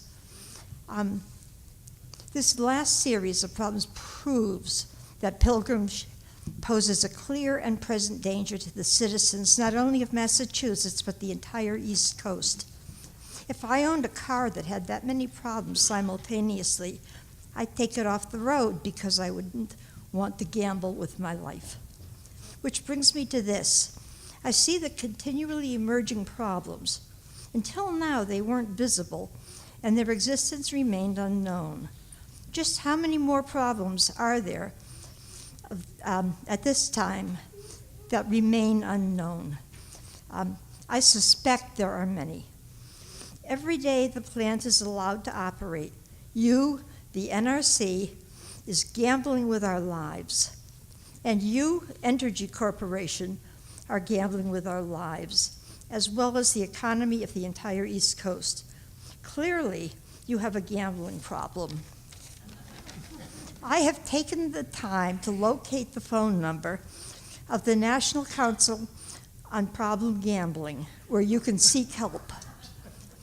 I suggest you put the number on speed dial, as well as place it on your bathroom mirror, where you will see it every morning, and remember that you are taking a big gamble on our lives. Pilgrim should remain shut now. Thank you. Thank you. The next speaker is number 12, Keith Maxwell. Good evening. Thanks for the opportunity to be here tonight. Keith Maxwell, concerned citizen. I'm addressing here the bureaucratic establishment, the NRC.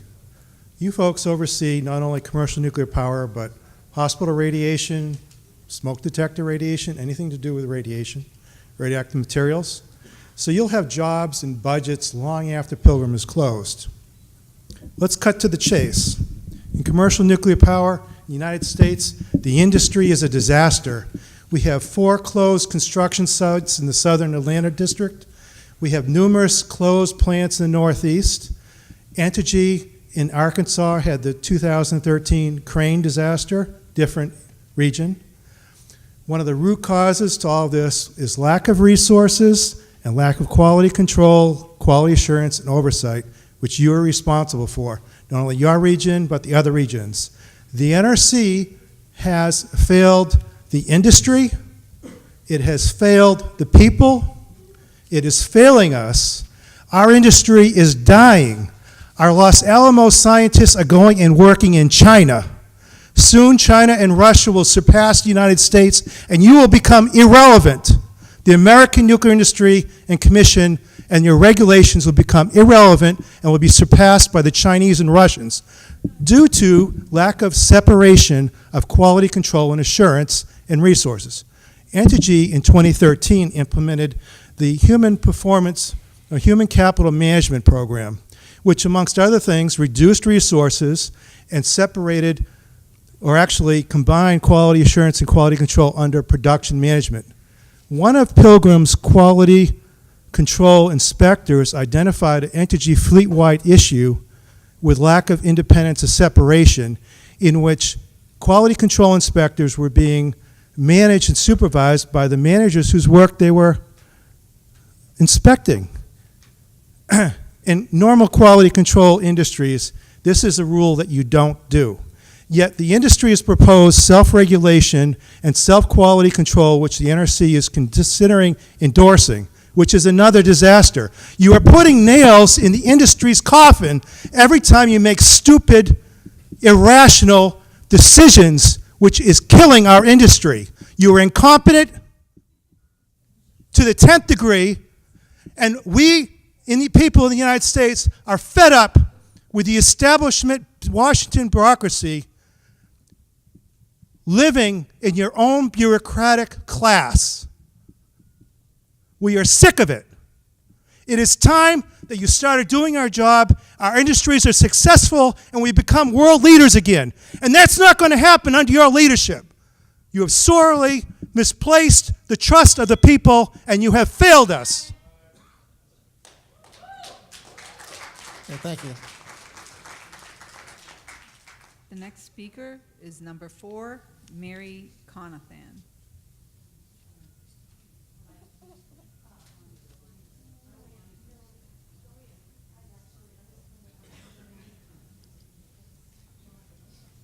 Let's start with this. Who had that? Okay. Who would you like to give it? Fine. All right. Bonnie, what is your number? 1-7. Okay, 1-7.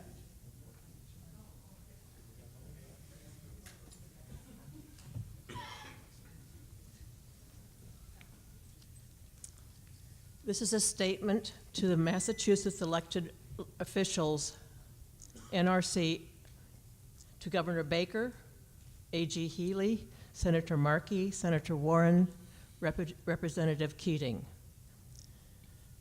There are 3 sacred words that are most important to our challenged democracy: we the people. We cannot survive as a government by consent if we the people lose our ability to effect change for the common good. That is our role as citizens. The Massachusetts Constitution, the oldest functioning constitution in the U.S., clearly states in Article 1 that seeking and obtaining their safety is a fundamental right. In your role as elected official, you have taken an oath to uphold that Constitution.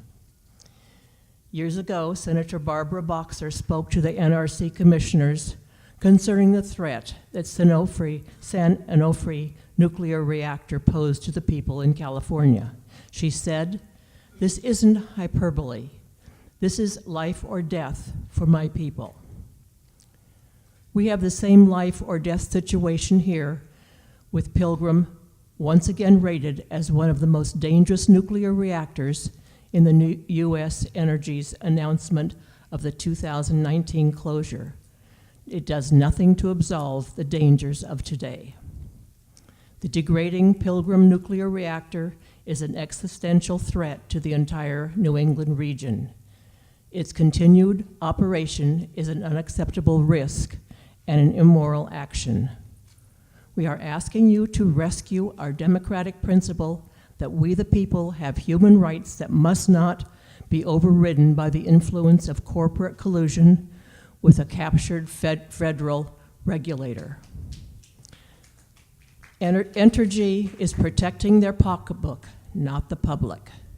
The Nuclear Regulatory Commission has abdicated its responsibility to protect the public and the environment. We charge them with failure to regulate, reckless endangerment, and criminal negligence.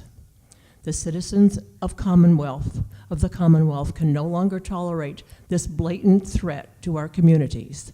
So we the people are calling in on your promise to uphold our right to safety. We ask that you demand the NRC immediately revoke the operating license for Pilgrim. It is the NRC, if the NRC refuses to do so, we ask you to take action to enforce our fundamental constitutional right to safety. Who will be the first to take on this responsibility? We are waiting for your answer. Thank you. The next speaker is number 2, James Lampert. I actually have my own ticket. My name is Jim Lampert, and I'm a member of the Duxbury Nuclear Advisory Committee. The first thing I would like to do is to echo something you just heard, which is there's a widespread belief that the NRC has for years put Pilgrim's interest in saving money ahead of the public interest in their health and safety.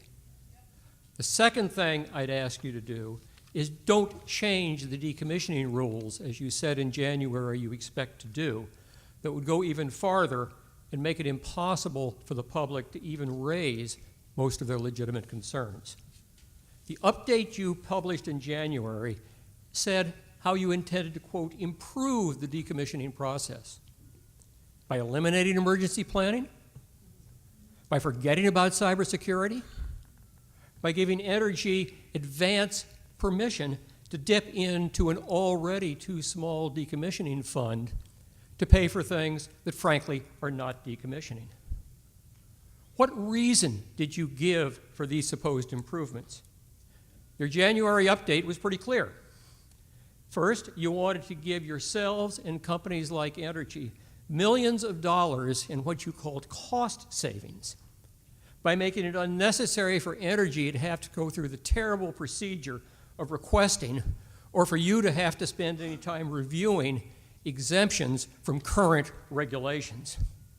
And in doing so, you're proposing a rule that effectively will eliminate any public voice that might give you some sense as to why these improvements, don't make sense at Pilgrim. You said it. If you read your January 18th, your justification was to, quote, reduce the regulatory burden on nuclear power plant licensees. Quote, eliminate Entergy's need to submit requests for exemptions and license amendments. Eliminate the need for the NRC to review these, to provide cost savings to industry and the NRC. Okay, you want to save yourselves time and money, and you want to save Entergy time and money. But where does that leave us? Well, we won't have to spend any more money preparing papers to file with you, because there will no longer be an opportunity to do so, and you won't read them. But even more important, the basic technical assumptions you put forward in justification are, to put it mildly, highly debatable. Fundamentally, your update tells us that these rule changes won't possibly result in any potential harm to the public because, one, there's no risk of a spent pool fire after the fuel's been moved. Two, any fire would be of little consequence. And three, long-term dry cask storage won't cause a risk. None of these is correct. You know, for example, about dry casks, but you apparently, excuse me? Yeah, I heard you the first time. He runs the meeting. Yep. Nobody else. You know, with respect to die cast, there's no technology to replace them. So far, we've been lucky. But the NRC needs to pay serious attention, not only to the risks that it and Entergy have permitted up to now, but also to the fact that also Entergy will be out of here in 15 months. The rest of us are going to be left with spent fuel and dry cask for years. Thank you for your statement, Mr. Eckert. The next speaker is number 26, Mark Moore. I have ticket number 26. I originally had number 80. And you are? Alan Zeely. Oh. Mark Moore here. Mark Moore's. Okay, thank you. Good evening. My name is Alan Zeely, and I moved here with my family to Plymouth in 2014. My family and I currently live about 5 miles from the Pilgrim nuclear power station, which is about the same distance that we've lived from my 6 previous work locations, all of which were nuclear reactors. Inevitably, when I meet my neighbors and meet new friends, the subject of what I do for a living becomes a topic of conversation. Most often I find that my neighbors have no negative impressions of the power station. Rather, most see it as no issue to them, mostly due to the many decades of safe, reliable operation they see firsthand. When asked specifically about my job at the station, I reply, as do most of my coworkers when they are asked, to protect the health and welfare of the public. Most of my career, of which was 42 years as of this year, has been spent in radiation safety and health physics. I'm proud of those 42 years. I work in a highly regulated industry that has stringent oversight by a highly educated, trained staff with exceptionally high standards known as the Nuclear Regulatory Commission. I work with coworkers trained to a high standard, and they are highly motivated to complete Pilgrim Station's operational period with a legacy of excellence. I work for a company that supports whatever we need to maintain that station as safe as possible. And I'm very proud to say that the work that I do provides safe, reliable, carbon-free energy and significantly contributes to the country's energy independence. Pilgrim Station, like other nuclear facilities that I've worked at, provides a significant positive influence on the local community. Our workers and our families are highly educated, good neighbors, and good citizens. We provide a significant tax base to the surrounding area. We support our local businesses. We and our families are coaches, teachers, and we collectively raise the youth of the surrounding towns. As they say, it takes a village to raise a child, and we are part of your village. The report we've heard today from the NRC is encouraging and motivating to me both as an Entergy employee and a citizen of the town of Plymouth. It is a tribute to my coworkers' professionalism and motivation that we're seeing progress and continue to drive towards the highest levels of excellence in our performance. And I salute my teammates. The experts in this room with the most complete and factually correct status of Pilgrim Station and its operational safety are the federal agency that is reporting on that status today, the NRC, and your fellow citizens, friends, and neighbors who are the workforce of Pilgrim Station. Pilgrim Station, the machine itself, is not capable of operating without its workers. Entergy is not a faceless entity. It is me and my coworkers, and we stand united and proud to provide these benefits to our community, totally committed to the safety and welfare of our friends and fellow citizens. Thank you so much. Yeah, thank you.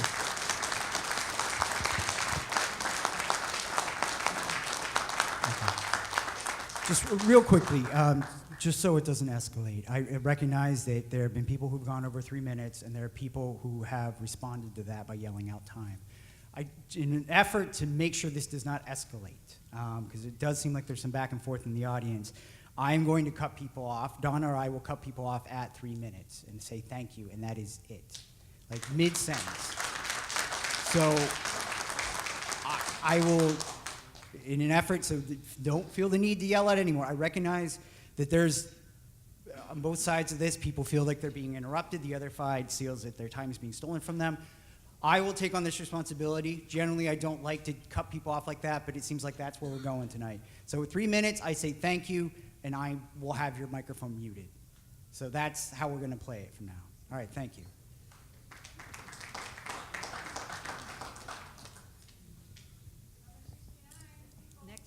Next speaker is number 69, Kristen Enos. Hello, my name is Kristen Enos, and I'm from the Literacy Program at the Plymouth Public Library. I'm here tonight speaking on behalf of Library Director Jennifer Harris. We just wanted to take this opportunity to thank Entergy for their continued support of our programs throughout the years. We offer free classes to adults in the community who are looking to receive their high school diploma and further their education. We also offer free tutoring to people who are looking to learn English. Entergy has provided us with grants over the years to help us update our technology so our students in the community can have the most updated tools and resources available to them so that they can get their educations and they can further their careers. In addition, Entergy has also been a sponsor at the Library Corporation's annual Taste of the Town event, and we just wanted to take the opportunity to thank you for the support of our program throughout the years.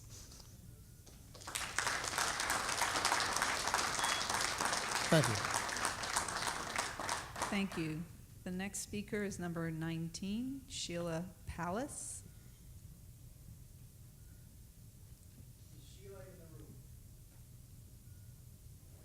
Okay, we'll move on to number 48, and that's Jamil Graham.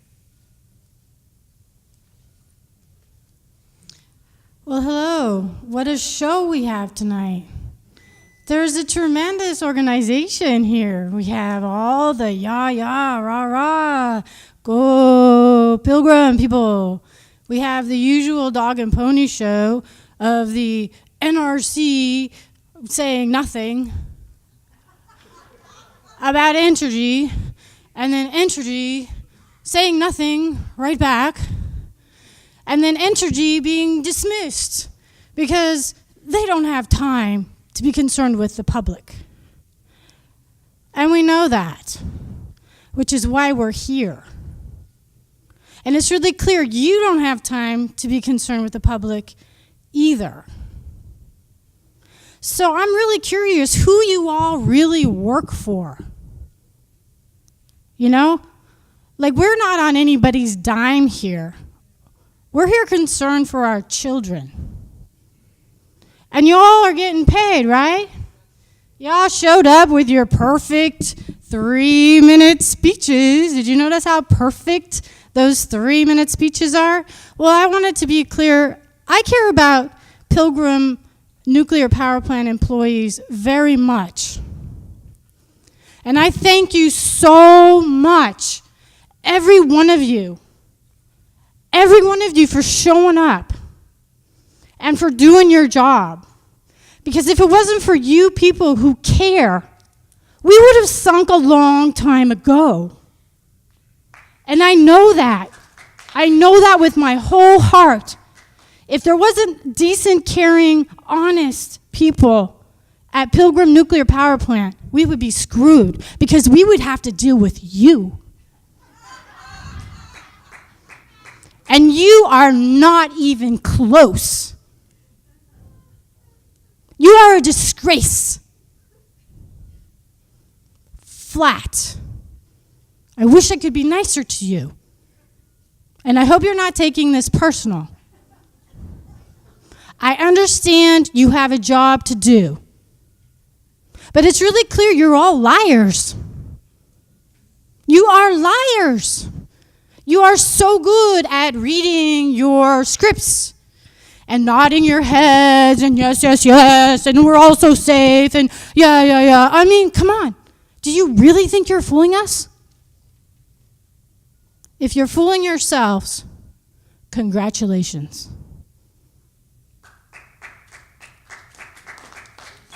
Well, thank you for your statement. The next speaker is number 9, Santiago Velez. Okay. Moving on, the next speaker is number 1, Mary Lampert. Good evening. We've heard a lot about safety culture. The definition is on a slide. It says the commitment by leaders and individuals to emphasize safety over competing goals, such as profit or public relations, which I added, to ensure protection of the people and the environment. The question is, has NRC and Entergy leadership chose profit over safety. I'll give the couple of examples which will answer the question. The first is cybersecurity. We know that you appreciate the fact that hackers are targeting nuclear reactors, Wolf Creek, an example, and critical U.S. infrastructure, such as power grids.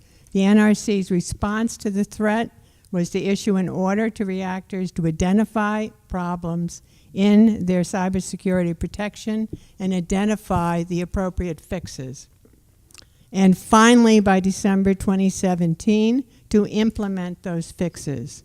On that exact date, wonder if there was a coincidence, on December 15th, 2017, NRC issued a license amendment relieving Pilgrim of the responsibility to implement the fixes. So NRC and Entergy leadership clearly chose profit over safety. Another example is the post-Fukushima lessons learned, which was to address preventing containment failure in reactors designed like Pilgrim and to require hardening of the vent from the torus so that if pressure built up in containment, there would not be an explosion like we saw at Unit 1, 2, and 3 in Fukushima. Pilgrim was supposed to implement that order by April 17th, 2017. Entergy asked to be relieved, and NRC agreed to postpone implementation of that order until Pilgrim was closed. And then they'd ask for a license amendment. Again, what did we see? NRC and Entergy leadership choosing profit over safety. Climate change has increased the number of storms and the severity of storms and flooding. The storms have emergency planning consequences. MEMA told NRC on March 2nd at 11:05 p.m. that the communities here could not evacuate. So it does not matter that there was a change of heart the next day at 10-something in the morning. We had that whole period in which, had there been a problem, we would have been up a creek. I have other examples, the location of the spent fuel pad, but I'm running. Okay, thank you, Mary, for your statement. Did you want a response, or was that just a statement, Mary? That was just, okay, thank you for your statement. The next speaker is number 28, Jim Burke. Okay, thank you. Oh, I'm sorry. There was no question. That was just a statement. Good evening. My name is Jim Burke. I'm the regional manager for the Associated Industries of Massachusetts. AIM is the oldest and largest business organization in the state. We represent a community of employers of over 4,000 in Massachusetts. CEO and business owners come to us for three reasons: regulations, risk, and resources. And one of their risks is the cost of energy. While Pilgrim was offline for the part of the 15-day cold snap this past Christmas and January 9th, power generators in Massachusetts burned about 2 million barrels of oil, more than twice the amount of oil burned during all of 2016. Excuse me. During the same cold snap, wholesale power prices also dramatically increased from an average of $18 million a day to $68 million a day. AIM works with Massachusetts employers to create public policy that supports economic opportunity and job growth. Key to business growth and development is the knowledge that our grid is reliable and there is enough affordable power to meet businesses' needs. Unfortunately, Pilgrim is scheduled to shut down in 2019 after fulfilling its current capacity commitment to the New England ISO. We support Pilgrim's continued operation through its planned shutdown date in June of 2019. AIM also supports Pilgrim because it's safe, with over 600 good-paying jobs and approximately $65 million in annual payroll. And for over 40 years, Pilgrim has been the backbone of reliable electric system. Thank you. Thank you. The next speaker, number 37, Dan Baker. Dan Baker gave me his. Dan is over there. And your My number? number is 18. Okay, thank you. Hello, everyone. My name is Abdul Karim Barry. Everybody knows me at the plant as AK Barry. I've been with the plant for pretty much grown with the plant pretty much. I was hired straight from college about 13 years ago, 2 years prior. I grew up in Florida, so Pilgrim has pretty much been my family. And I'm a design engineer. 8 years as a design engineer. Currently, I work for the Fin team, which currently deals with the day-to-day activities of the plant. So I'm here to tell you, members here, that and just our community here, that the plant is running safe. And as an engineer, one of our paramount codes of ethics is to make sure that the public safety is paramount. 6 cornerstones of our code of ethics as engineer is to make sure that whatever information we give you guys will be pertinent information. So in that vein, I've been involved in projects from machines that deals with the refueling bridge, all the way to other instrumentation that monitors different parameters in the plant. So if I'm here today to talk to you, to give you assurance that what we do at the plant as an engineers is to make sure the plant runs as it's supposed to. And Pilgrim has been good to me. They've supported me in whatever training I wanted to do. And for the last 15 years, I've been involved with the North American Young Generation of Nuclear to make sure what we're having right now, because the way the industry was introduced to us was not something that is favorable, as we can see with the misconceptions we have. So as we move forward in our generation moving forward, is to make sure we have this stakeholder conversations. And recently, in that vein, my peers recognized that I could bring something to the plate. I was invited at the Women in Nuclear and the National Youth Nuclear Congress in Bariloche, their conference, to give a panel talk on has nuclear communication bottleneck. And what we see right now is that conversation. So moving forward, the hope is when we put these plans together, we can train each other, we can talk to each other, and understand what the industry is all about. Because at the end of the day, we have to produce electricity that benefits each and every one of us. So I say to you that we, on behalf of my comrades at the power plant, that we're going to do whatever it takes to make sure this plant runs up till next year safely. And you guys should have that, have that in your mind that, listen, we are here for you guys. And because of that, to end my talk, some of the benefit that Entergy has given me, I'm taking that passion with me to Africa to advocate nuclear power moving forward. Thank you. Thank you. The next speaker, number 31, Dot Anderson. Nope. I have number 31. I was number 55, which is also up there coincidentally, but I don't know who 31 was. Is Dot Anderson here? I'm sorry, sir. If Dot's not here, we can't give you the time. Dot Anderson still in the room? Is Dot Anderson here? Yes. Sorry, sir. Well, wait for your turn. Okay, I'll take my 55 back.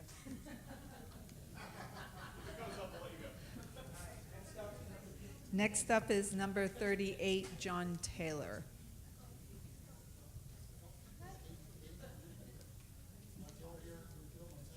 You would like, okay, I'm Eleni Sampson. My original ticket number was 27, and I'm holding 38.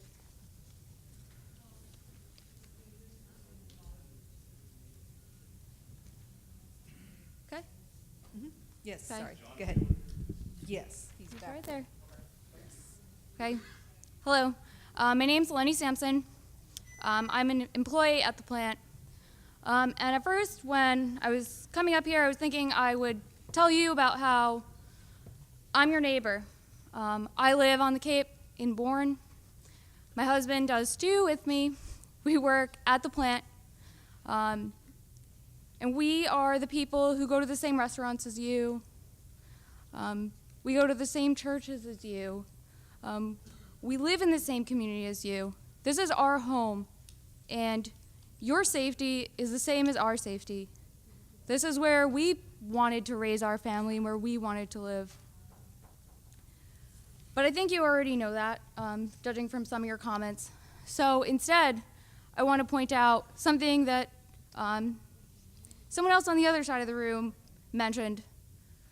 We have been sticking to something that might seem so inconsequential as a 3-minute rule.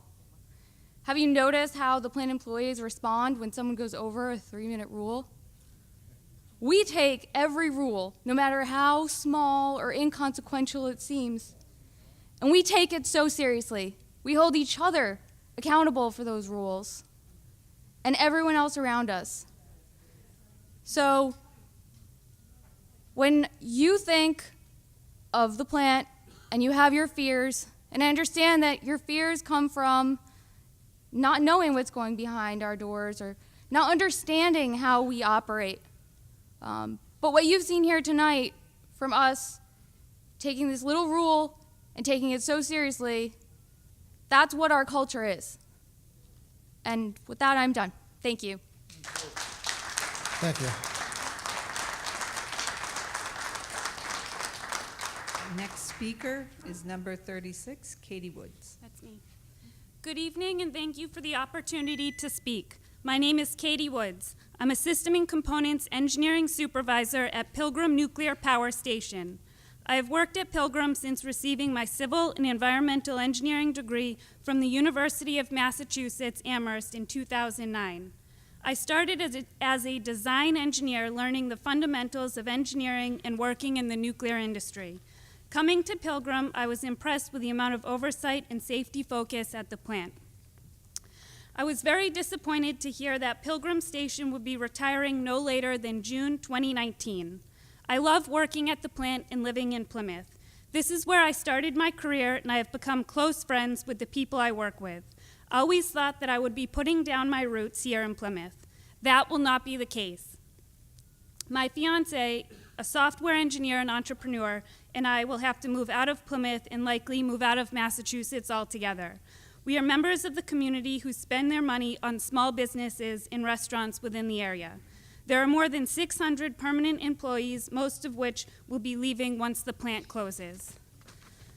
The energy market does not value nuclear energy as a carbon-free energy source. This is why we are shutting down. The economics no longer support operation of the station.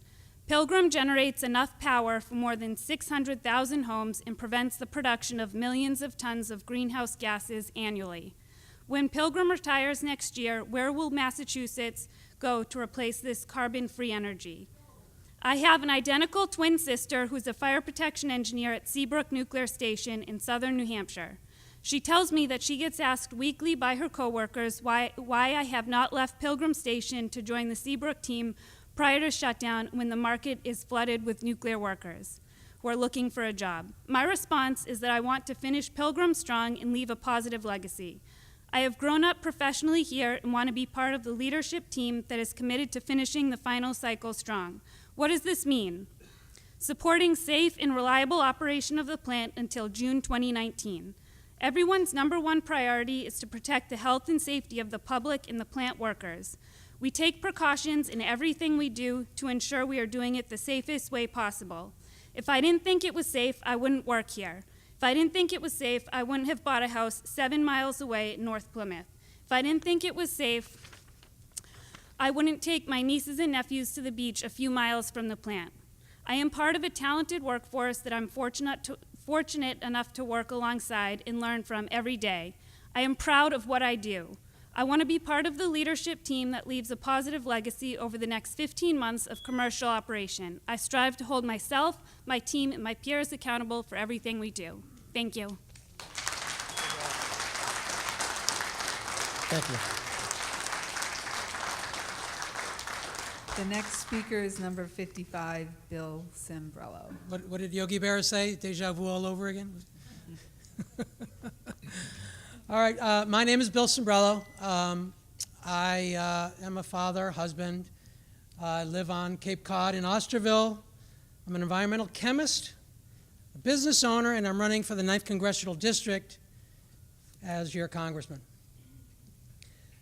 I want to talk a little bit about to these folks here that have their their jobs on the line here, and I do feel for you, because having worked for some of the Fortune 100 companies in the chemical field, I know that you have specialized training. And one of the things that I heard earlier is that Pilgrim or Entergy is trying to find you folks new placement, and I think that's key, and I hope that you, as part of the regulatory agency, are making sure that that is indeed happening. Because one of my deep concerns here is that as this can gets kicked down the road here, that people are going to get thinned in the ranks in the nuclear facility, and we're really not going to have anything resembling the oversight that we think, or you think, is present. And I would like to see that in paper, in writing, that that's happening. You know, we all want to think that it can't go wrong, nothing can happen wrong here. The Titanic was unsinkable, if you recall. Chernobyl, nobody thought anything was going to happen there. 3 Mile Island had all kinds of safety features installed.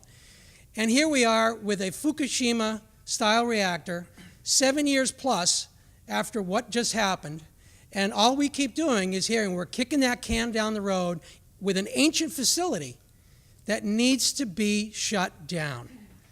And I implore this regulatory commission to do the right thing, not just for the energy and find these people quality jobs. These are highly trained people. But do the right thing for this community, all of the community, and that includes making sure that we do the right thing and shut it down. We've been talking here on and on about the sort of the gray area, the black and white, the semantics of what all this means. Dying from radiation poisoning is not a pretty sight, okay? If you look at the Mayo Clinic, what they say, a person who absorbs large doses of radiation has little chance of recovery. Depending on the severity of the illness, death can occur within 2 days or 2 weeks. People with lethal radiation dose will receive medication to control pain, nausea, vomiting, and diarrhea. They may also benefit from psychological and pastoral care. It's a death wish. No, none of us want that here. And maybe that's overdramatic, but maybe that's what you need to hear, and that's what everyone in the Commonwealth needs to understand. We have got to put people before profits. Thank you. Yeah, thank you for your statement.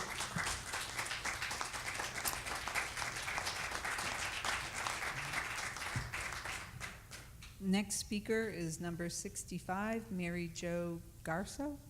It's Gatzlick, and I cede my speaking to Mr. Bastoni, who's one of my favorite teachers in North Plymouth. Thank you so much. And your number, sir, was? 21. Thank you. First of all, I'd like to tell you how absolutely impressive and engaging it is to hear the young engineers and the scientists step forward and speak their mind. These are the people to whom we will ensure our future. We don't have a choice. We live in a technological era. And we all have something very much in common in this room. Every person in this room, every person on that board, and every person in a seat here, the officers lining the walls and the camera people, all want a safe environment in which to live. So rather than being adversarial, I think we need to spend a lot more time finding commonalities and a way forward. It's very clear that the Pilgrim nuclear plant will in fact be closed, but that is not the end of the story.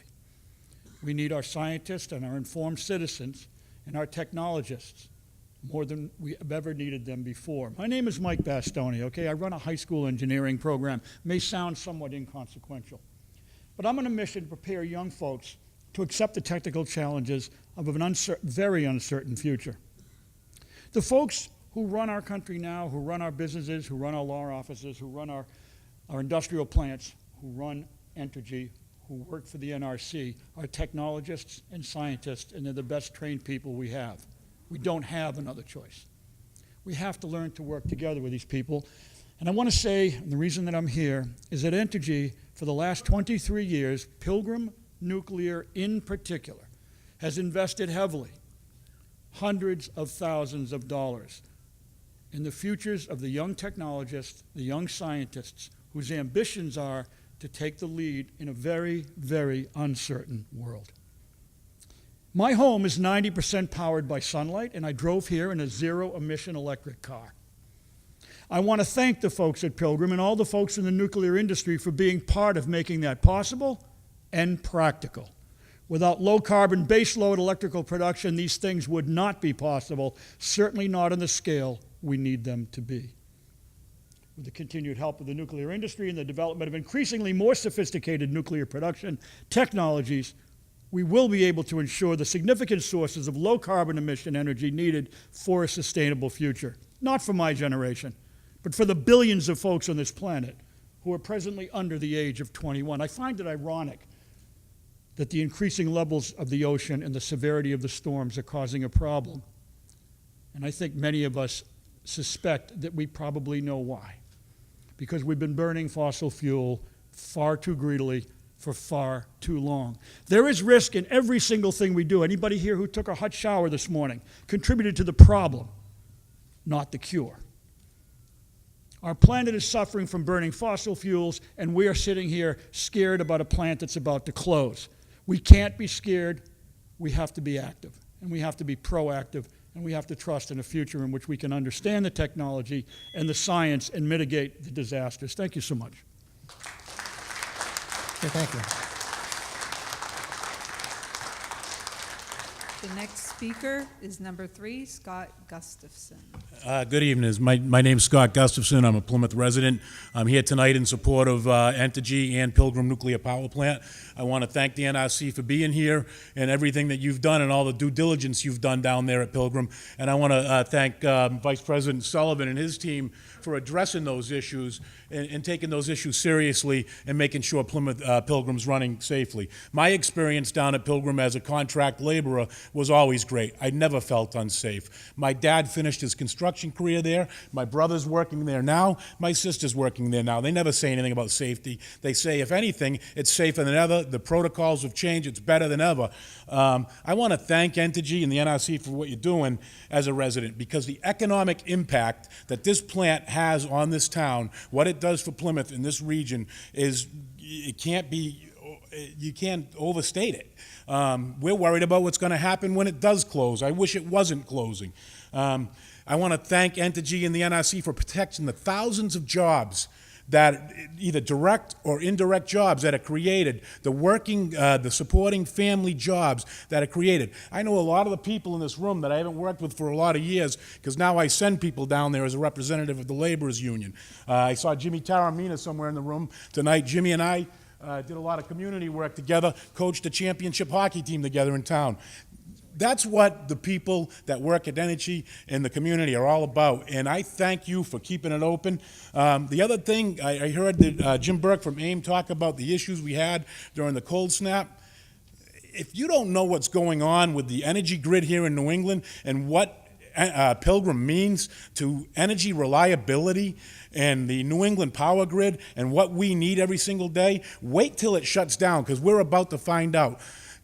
Gas prices in New England, because there's a constraints on that system, were the highest in the world here, the highest in the world during that point. Thank God we have Pilgrim. Thank God we have nuclear power. Thank God we have that clean energy to provide us with energy reliability. Wait till it closes and you see what happens. I don't know how you're going to power up things. We're going to have rolling brownouts. Right here I have the fuel index map of ISO New England. You can see 26% of the power coming from the grid during that cold snap was from nuclear energy. It's more important than ever that we try to keep it open for as long as possible. I think the one issue I probably have, or the one point I'd like to make, is during decommissioning, we'd like to see an expedited process. I'd like to see that so it continues to create an economic impact for people who may be losing their jobs. The laborers union, who does a lot of decommissioning of nuclear plants around the country, will open their doors and give opportunities to the workers who may be displaced there. I think that's really important. We have a U.S. Department of Energy approved training program. I think you need to build more nukes. Thank you for your statement. The next speaker will be number 40, Pat Parker. I have number 40, and am I taking your place? Okay, Pat. I'm Henrietta Cosentino, and I live in Plymouth. I also live in Boston. My primary residence is here in Plymouth, within 5 miles of the plant. And I'm not here to beat up on Entergy workers. That's not why I came here tonight. I'm glad that you are proud of the job you're doing, because I'd be a lot more worried if you weren't. And I know that the fact that you're proud of what you're doing is something in its favor.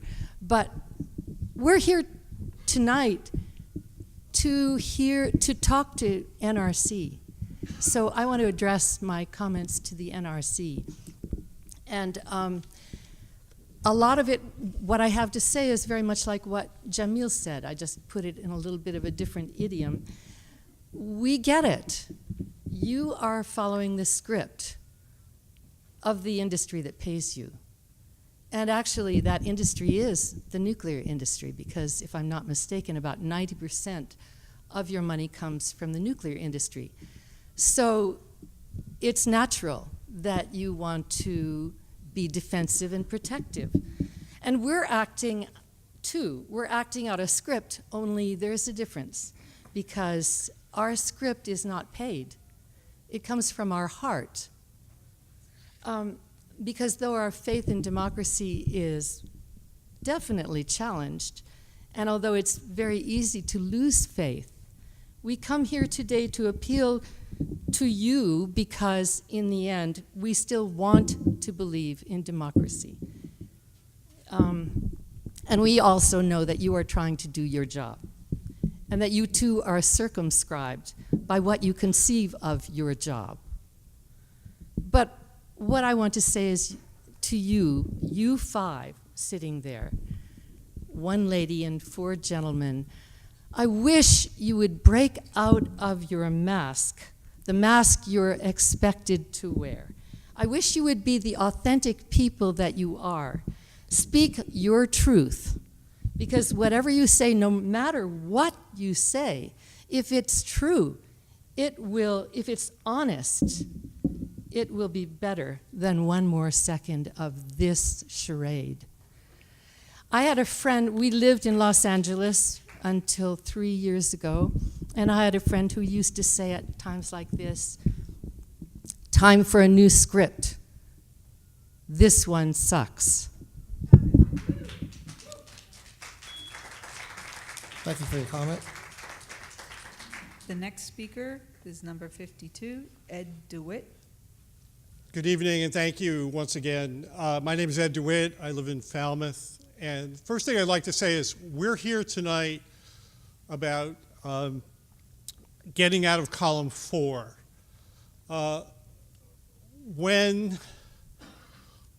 What I've heard for the last several years on this stage is the NRC gets up and describes Pilgrim as the Cleveland Browns, and Entergy describes itself as the New England Patriots.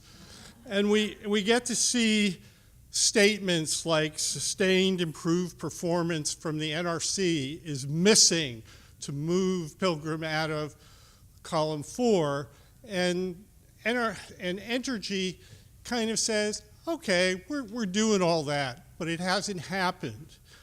And when Pilgrim was put into column 4, someone from the NRC said, with increased inspections, increased oversight, and that, we're going to move Pilgrim out of column 4, and we're going to do it in a swift and efficient way.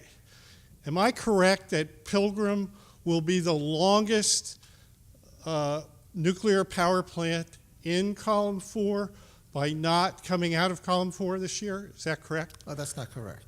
Which one was in longer? Currently, A&O is still in column 4, and they were placed in column 4 before Pilgrim. Well, according to the NRC records, I think Pilgrim, this will put Pilgrim over the top. That's what on your website says in terms of that. Now,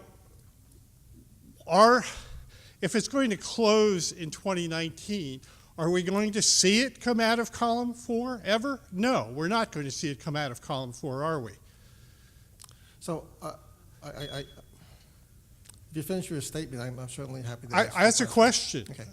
So I think the first thing, just for clarity, is our goal and our job is not to move Pilgrim out of column 4. Our job is to make sure that they operate safely and that they take the actions to move themselves out of column 4. And we have a well-defined process by which we do that. Okay, that process has not worked up to this point. Is that correct? And I would say that that process is working because it's not unusual for a plan to take 2 or 3 years. And here's the average is 1.5 years. No, that's not true. It's at least 2 years. According to the NRC, I'm going on what you have published. Right. I'll go back and verify, but I think the important thing here is, and we talked about sustained improvement, but the idea here is that we do not want plans to jump in and out of column 4. They get into column 4. We have seen improvement, but as I stated before, what we're looking for is sustained improvement so that we have confidence that they've addressed the underlying issues and that they've been able to move, and if they appropriately move out of column 4, we still need to do a lot more inspections to verify that they stay out of column 4. Okay, so I can only think of 2 reasons why they haven't come out of column 4 as of yet, and you can add more. I'm going to ask you if you can have more. The 2 that I can think of are incompetence and corruption. I can't think of anything else that would not have taken them out of column 4, but I throw that open to you. What other issues would not take them out of column 4? And I think, again, I disagree with both of those issues in terms of what you've stated. The plant is in a well-defined process. It's in our management chapter 0305. And in that process, I think we make it very clear that 1, the plant does remain safe. Okay. Number 2 is the current criteria that we have. We do monitor to make sure that it's not degrading, and that they have criteria that we would consider. It's well defined. Also, the steps in terms of us understanding the underlying causes for the decline has to be corrected. Those things are occurring. So you're disagreeing with the official who announced when it went into column 4 that the goal was to get it out of column 4? You know, I don't know which official is that. I'm not sure what the context of that discussion is, but I think everybody's interest is to ensure that the plants operating safely. In that, we have different roles. Entergy has the responsibility to move themselves out of column 4. We have the responsibility to ensure that they're doing the actions and doing it effectively to move themselves out of column 4.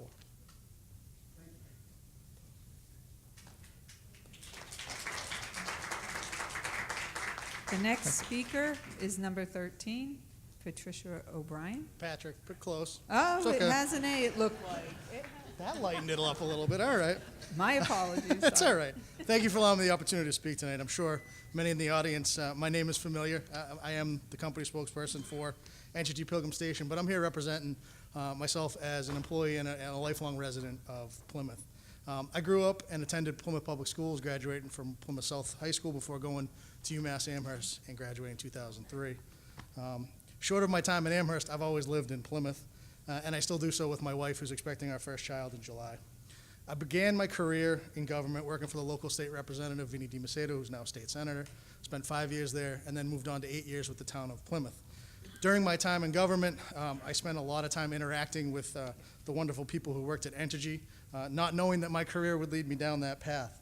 One of those people that I did interact with was one of my predecessors, Dave Tarantino. His interaction and knowledge with the community going back and forth related to the plant was something that I really wanted to emulate when I did get the role. Growing up in Plymouth, we were educated at an early age to know that there's a nuclear plant in our community and what it does. It's nothing I've ever been scared of. I've grown up before September 11th going down and fishing on the jetty. The people that I've got to know working there the last 3 years, my colleagues, they're nuclear professionals. They put safety first every day. I feel comfortable bringing my child into this world, living 4 miles from the plant. It doesn't scare me. I know the technology, and I know the professionals. Outside of my job, I'm very active in the community. I'm a board member of the Plymouth Chamber of Commerce. I'm the vice chair of the Advisory and Finance Committee for the town. I'm also the president of the Cold Spring Athletic Club. I've been involved in numerous campaigns and political campaigns to help support people that are running to better our community. I enjoy serving our community, and I think Scott mentioned it before. A lot of our colleagues support the community as coaches, working in soup kitchens, helping the needy residents. And when the plant closes, we're going to lose some of that base. You can look to Vernon, Vermont, and see that happened. Another hat that I wear at the plant is I'm the contributions person for the site. Every year we donate over $250,000 to the community, various organizations. One of my personal favorites is Social Community Action Council's Food Resource Program. This is a program that helps the needy in our community. As an employee, I'm glad that the NRC acknowledged Pilgrim's improvement in 2017. I've seen it firsthand, the hard work that everyone puts in every day and the pride that they have in their jobs.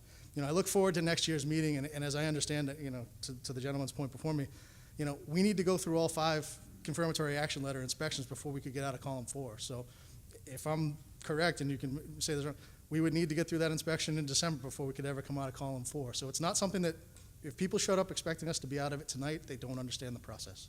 Thank you. Thank you.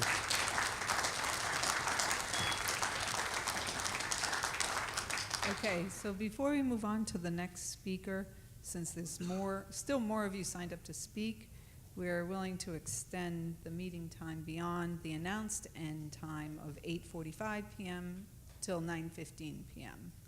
So with that, our next speaker is number 32, Christina Renaud. Sheila. Okay. So we'll move on to speaker number 67, which is Bernard Graham.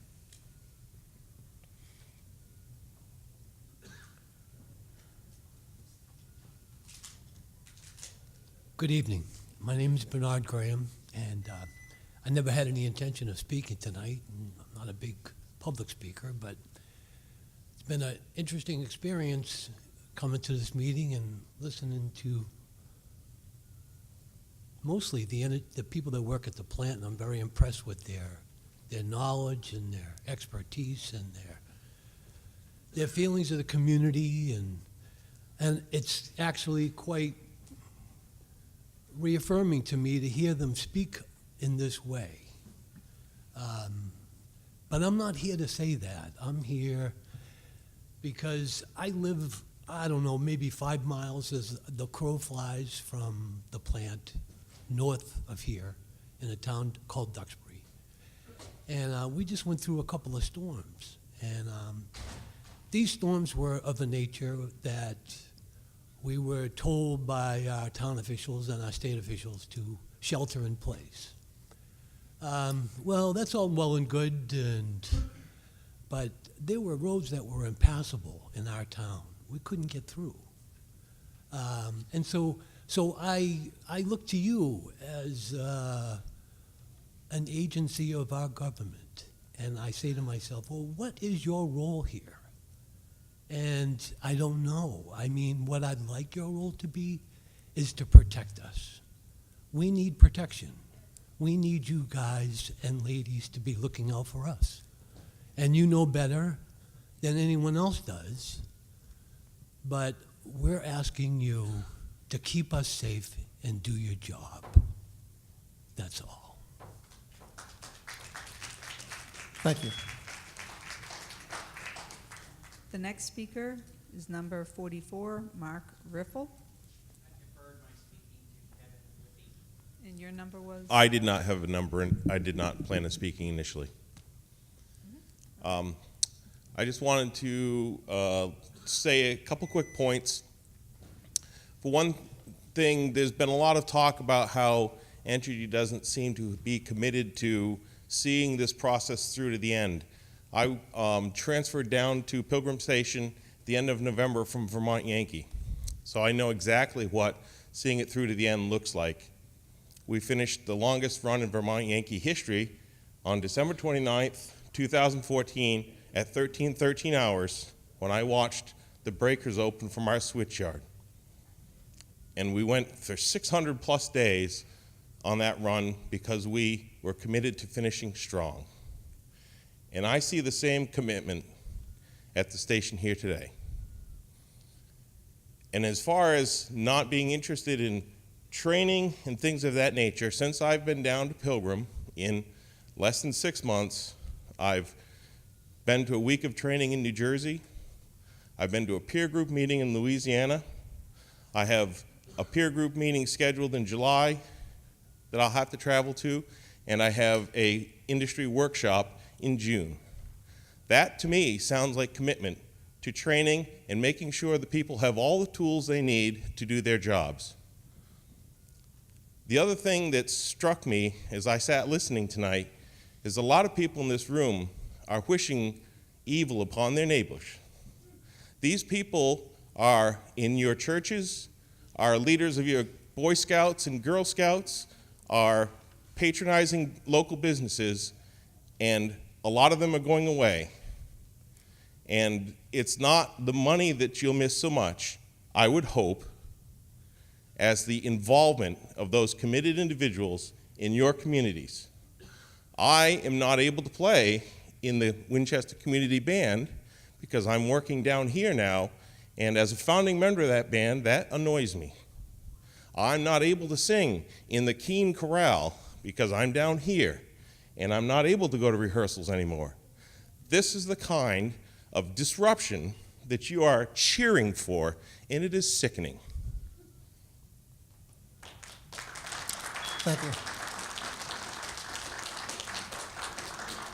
The next speaker is number 51, Mike Hetwer. Very good. A lot of people can't say that right. Thank you guys for being here. I had no intention of speaking, but it went long enough and I've heard a lot. You asked a question earlier this evening, and I'd like to clarify. You asked how the other groups are responding. You said Yes, I did. the operation says. I'm a farm boy raised in Jersey.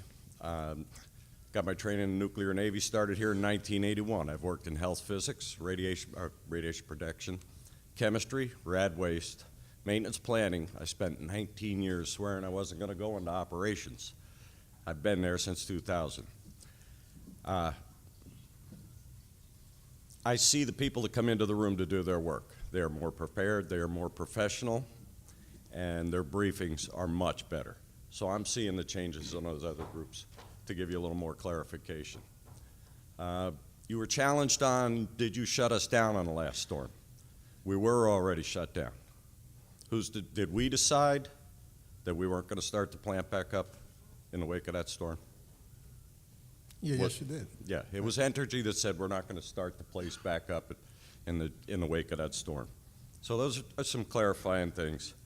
I took notes as I went through. Again, I wasn't going to speak.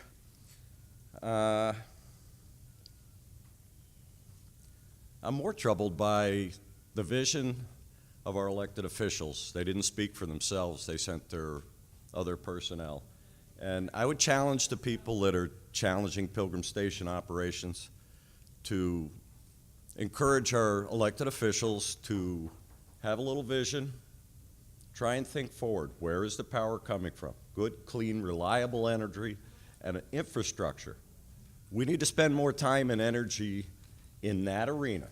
Mr. Bastoni, you taught my son, and you've raised a lot of good kids and given them good insights over the years. So that's where our focus needs to be. I thank you for your time. We, a couple of years ago, put you in a rough spot, and you had to put a little heat on us. I apologize for that. I was there all of these years, so I have to consider myself part of that. I'd like to consider myself part of the correction and going down the right path along with all these other good people. Thank you for your time. Thank you for your statement.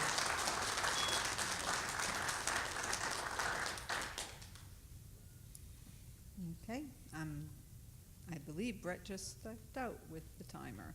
Can you find him for me? Thank you. Sorry. Technical difficulty there.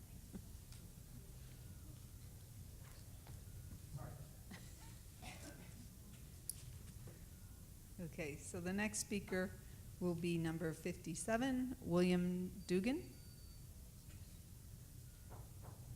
Mr. Dugan still here?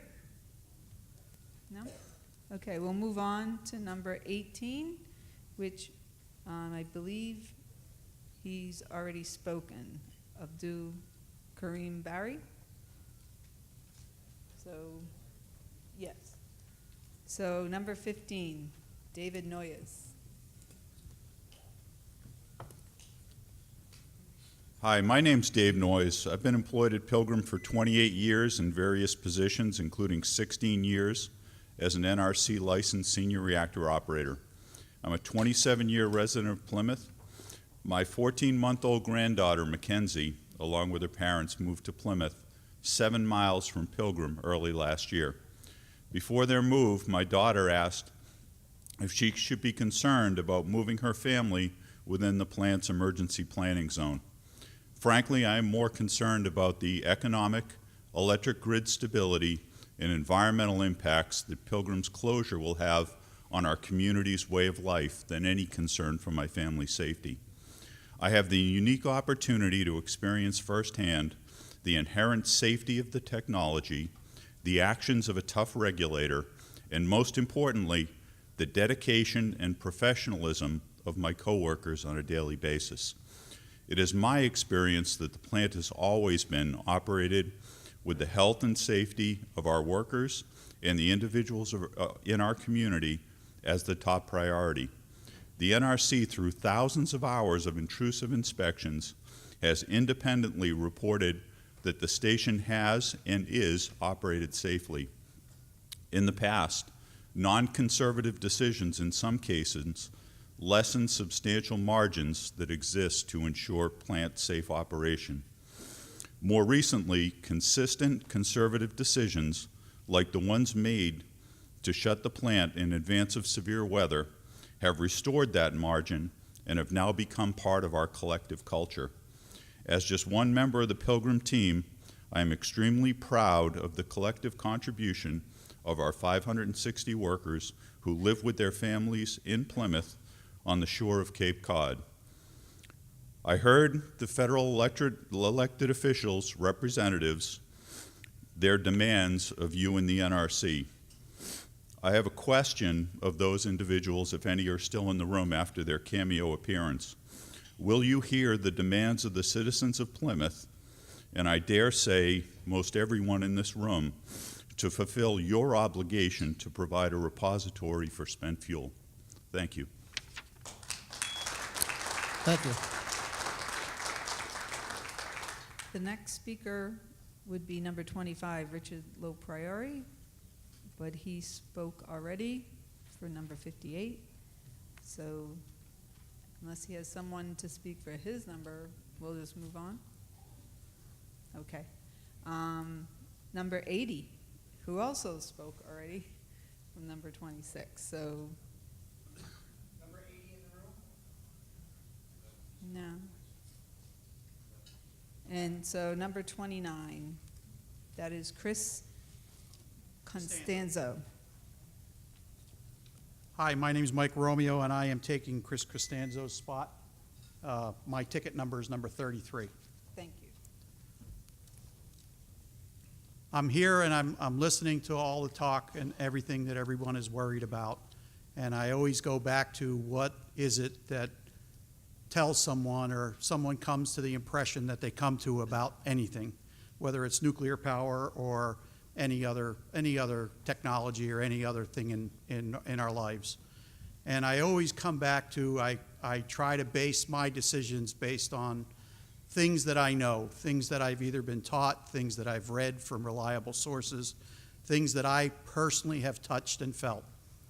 I've worked in nuclear power for a long time. I got out of high school, I entered the nuclear Navy, and I started working at nuclear power plants.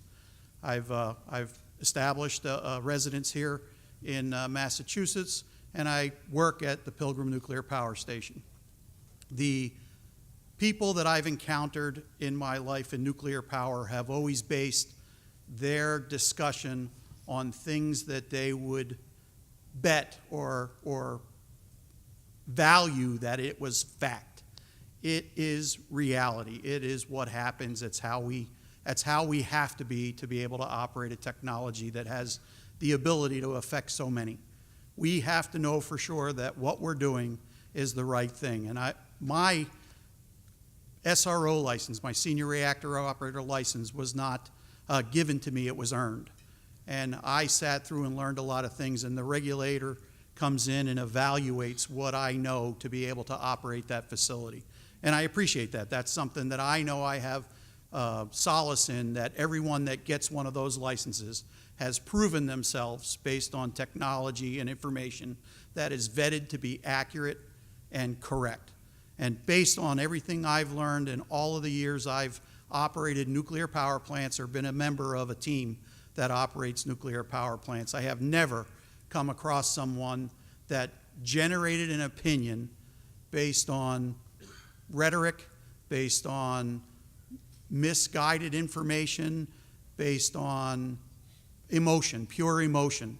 You have to take emotion out of what you know and why you know it, and you really got to understand the technology and understand why it works. And I believe nuclear power is one of those things that we're going to miss if this country continues to shut down very valuable, very premium operating nuclear plants.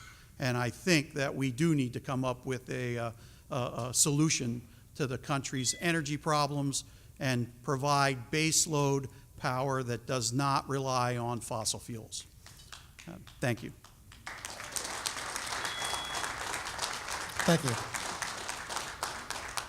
The next speaker is number 66, Heather Leitner. Heather's not here? Okay. We'll move on to number 11, Edward Sanchez. That's me, and I'm giving my ticket to Hello.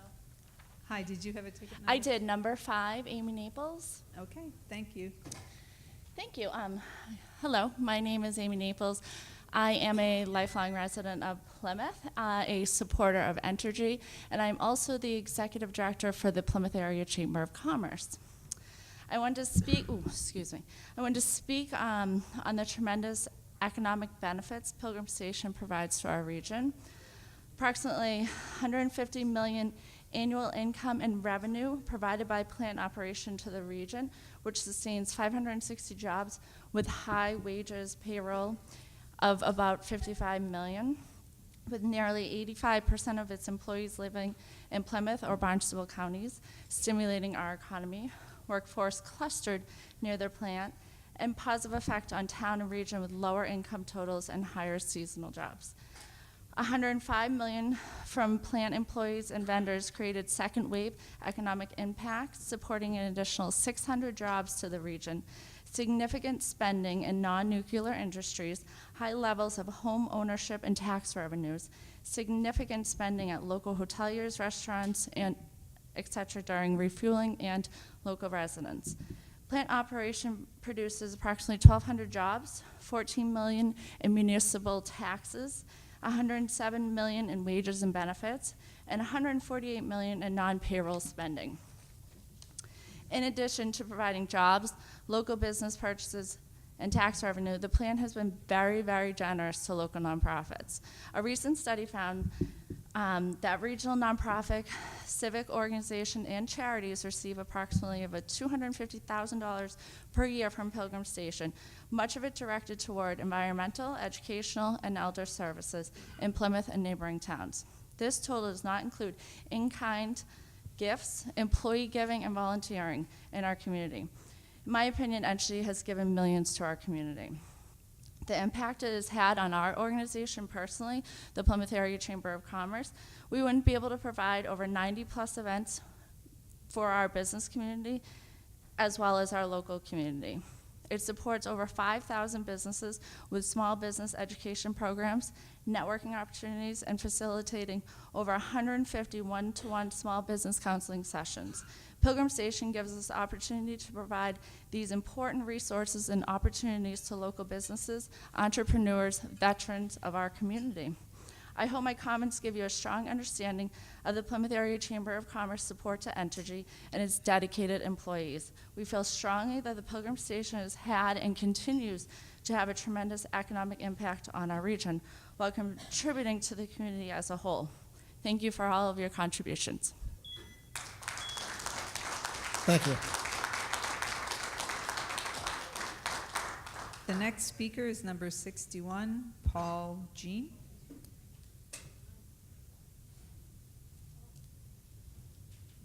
Good evening. My name is Paul Jean. I'm the chairman of the board of the Plymouth Philharmonic Orchestra, and I just want to speak to Entergy's role as a community partner. From the orchestra's perspective, Entergy has been a tremendous supporter of our programming over many years. They have been some of our leading concert sponsors, helping us to provide live music to hundreds of thousands of people in Plymouth and the South Shore. More recently, they have been supporting some of our educational programming in the Plymouth Public Schools and in school districts throughout the South Shore. So I would support what the prior speaker said, and say that the impact of Entergy on the community has been extremely positive. And the Philharmonic, for one, is concerned about the loss of their support when the plant closes in 2019. Thank you. Thank you. Next speaker will be number 16, Mary Connolly.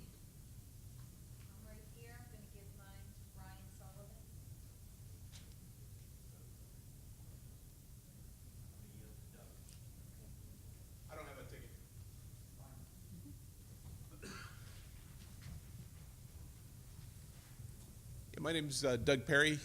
I work at the station. I've worked here, well, off and on since 1988 when I got out of the Navy. And it's been interesting over the last 3 years, or about 2.5 years, I guess I've been back in my latest trip to Pilgrim.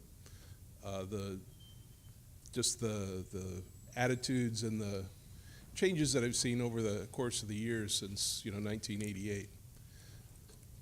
I think it's a tribute to the dedication of the workforce, all the folks that I've worked with over the last, however long it's been, I guess 30 years,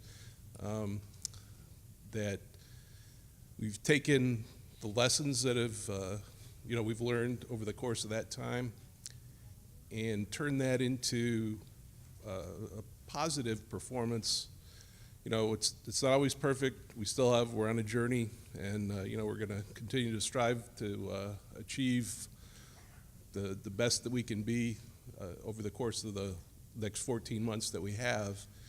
But I could see that it's gone, it keeps getting better and better as time goes on. And I attribute that to the good folks that I work with every day.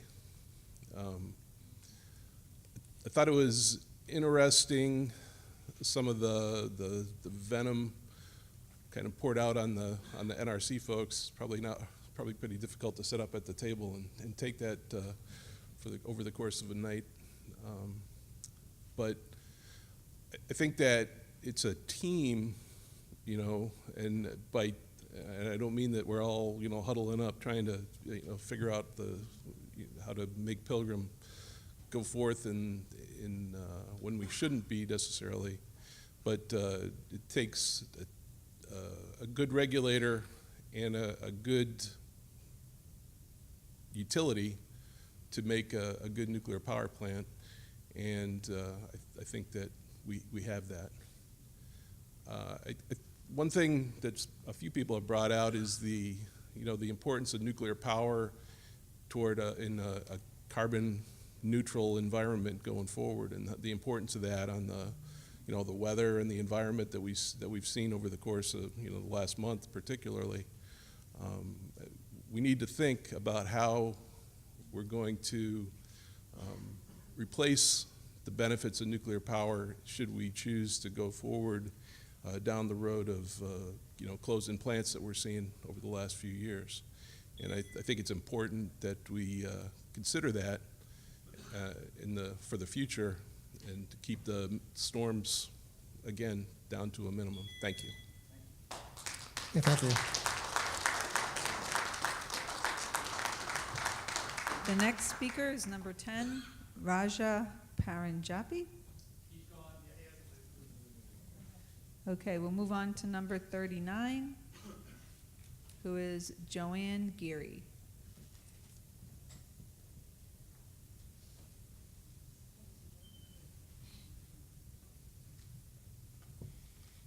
Hi, I just have a question that's kind of obvious to me, maybe nobody else. The elephant in the room.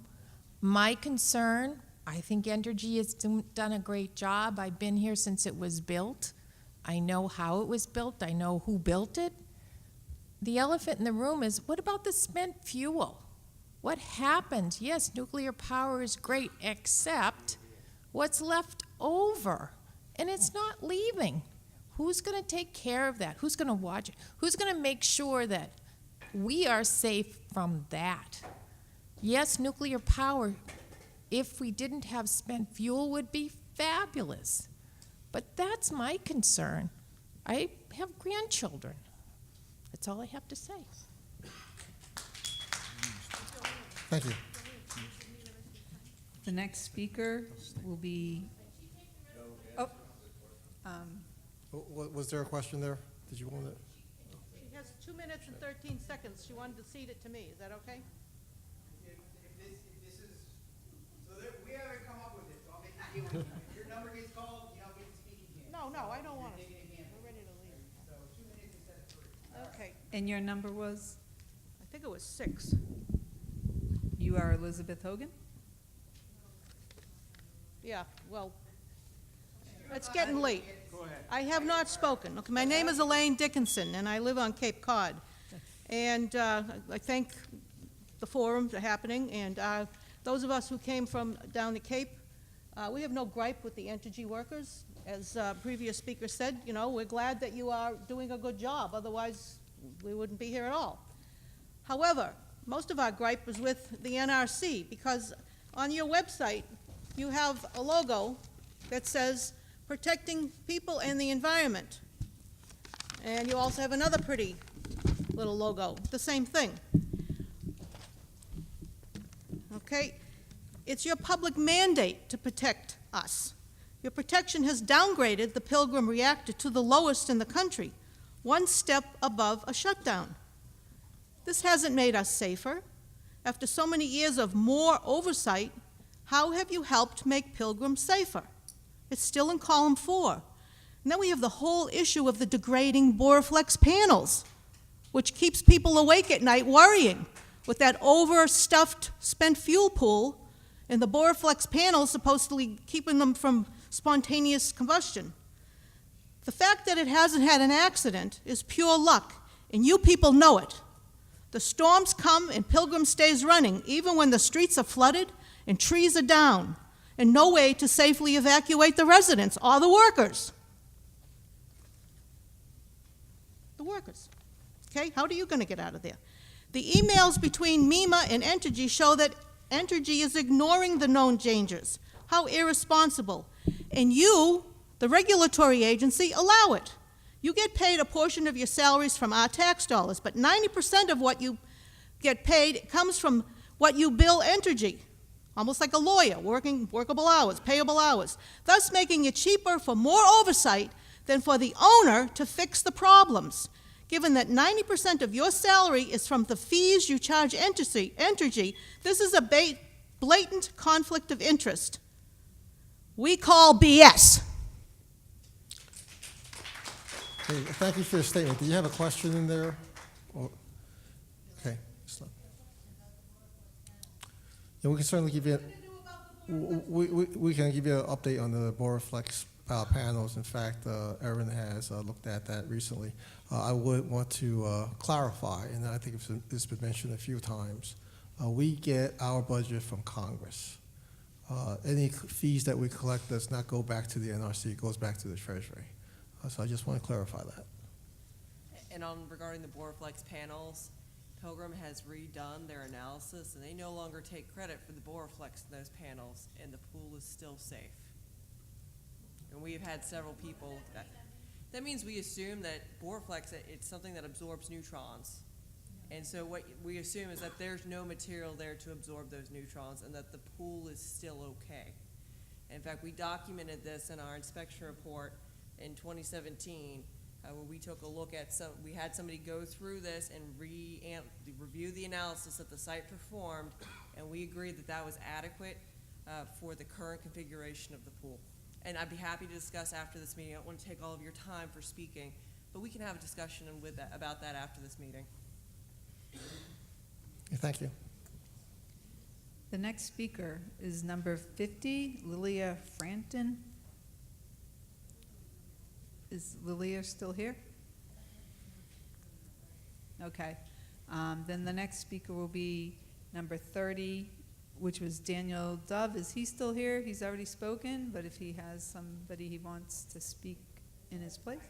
Not here either. Okay, number 5. And number 5 was Amy Naples, and she also spoke already. Is Amy still here? Is Amy still here? No, she left. Okay. Number 35, Richard Sherman. Number 40. Oh. Richard is actually here. Oh, Richard is here.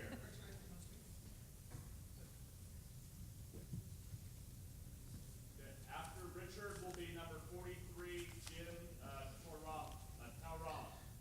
My name is Rick Sherman. I went to Plymouth schools. I enjoyed the tax revenue that Pilgrim Station gave to the town with the PCIS. It's the Plymouth Carver Intermediate School, our planetarium. So I appreciate the tax revenue and the economic. As you can tell, I'm not a public speaker. I'm also employed by Entergy, and I was there during the storms. And I'll tell you, there was no flooding at Pilgrim. Manamet, Duxbury was getting flooded out, but Pilgrim Station was not getting flooded. Out. There was no issue as far as flooding goes. I don't know what else to say. Thank you. Thank you. And number 43, Jim Taramina. Okay, thanks. We've got number 59, Dana Swenskowski. Okay, number 17, Donna Calabrese. Number 56, Chris Dunuch. 45, Pine Law. 27, Ilani Simpson. 24, Lee Roscoe. 53, John Garrity. Oh, I'm sorry. Is Lee here? Okay, we'll let her go right after John. So Lee. John's 53.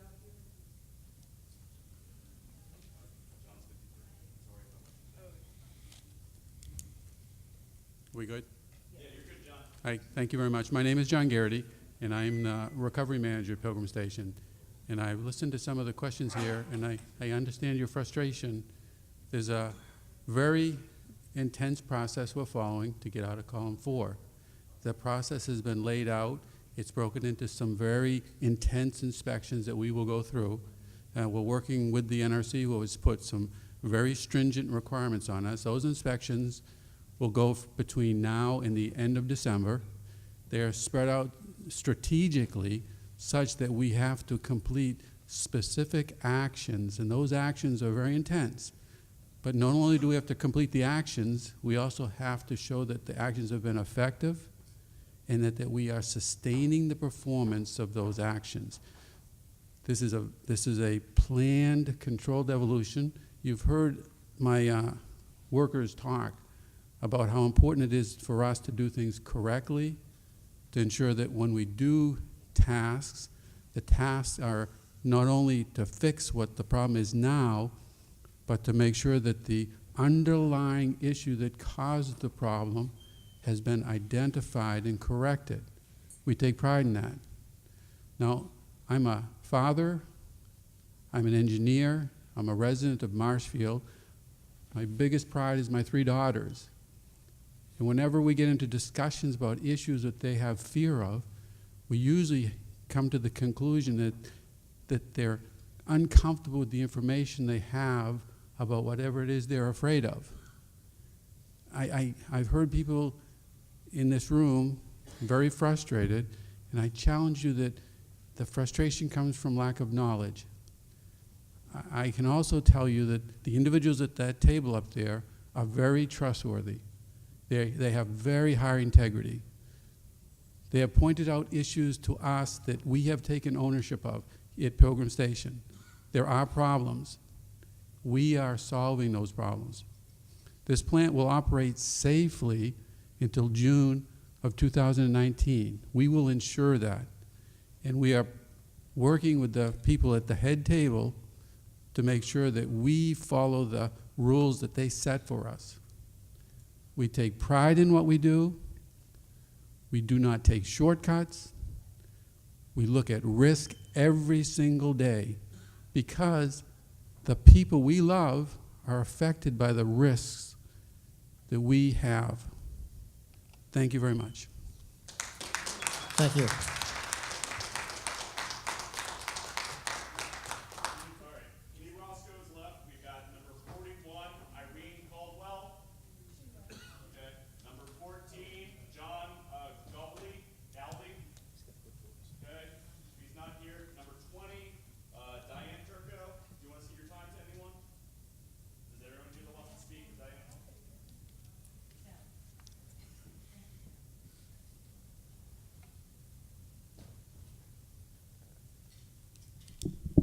I'm Sarah Altair. I live in Kingston, 8 miles from the plant.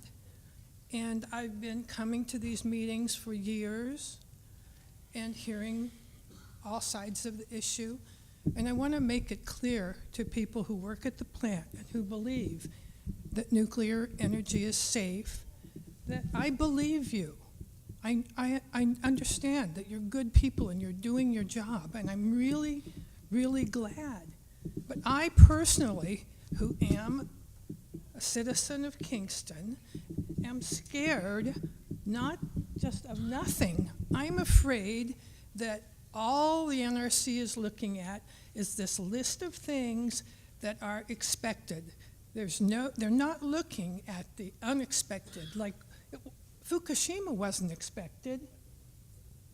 So it seems to me that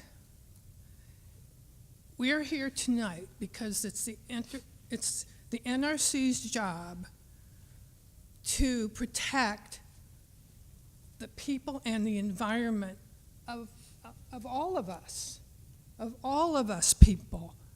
And you guys who work there, yes, you're looking at this list of regulations that are covered by federal law, that they're checking up on you to see if you're just living up to what's the best, and they say you are, and I believe that. What I don't see that the NRC is taking into consideration is the unexpected, and how could they? But look at Chernobyl and look at Fukushima.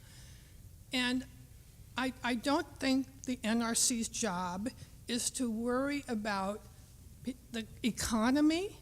I don't think it's to worry about people's jobs. I think it's to worry about the health and safety of all of us and the environment. And I, for one, am incredibly, incredibly concerned about all of that nuclear waste that's sitting there, has no place to go. And even after the plant is closed, I'm very concerned, that we're going to need good regulation and some people down there to keep it safe. But I want you, mainly the people who are here who believe that they're in nuclear energy, and I'm not saying I don't. I just think this particular plant is old, it's had lots of problems, and everybody's just running after fixing everything up. I can see my time is getting low, but I just had to say, I don't think it's the NRC's job to be worrying about the economy or about people's jobs. It's your job to protect people, all people, and the environment. Well, thank you, and I agree that our job is only to protect people and safety. Yeah. Hey, Dave, can I just mention briefly that, twice tonight we've heard comments about the ISFSI that remains over at Pilgrim. I just want to let you know that the Entergy remains responsible for the oversight of that fuel, even after the plant is closed down. They hold the licenses for that facility. They remain responsible, and we, the NRC, do have specific inspection activities that continue to be applied. So the fuel is not left unattended or uninspected. both those things continue to occur by law and for public health and safety. So just wanted to let you know. Okay, we have time for one more? Okay, all right, we have time for one more speaker. So the last speaker, if they're here, will be, do we have Elizabeth Hogan? Okay, Susan Carpenter? Michael Romeo? Okay, do you want to cede your time to anyone? No. No, okay. Next will be Jim Parmentor. I'll take it. Jim here? Jim? That's right here. Okay. This is Jim. As the last speaker, I say thank you and let's go home. Well, thank you, and I want to thank everyone for participating and staying as long as we have. So with that, we'll adjourn the meeting. And just a reminder, at the registration table, there's some feedback forms. So in looking forward to our next meeting, we'll welcome your comments and ideas on what we can do to improve the conduct of the meeting. And thank you, everyone, for coming tonight.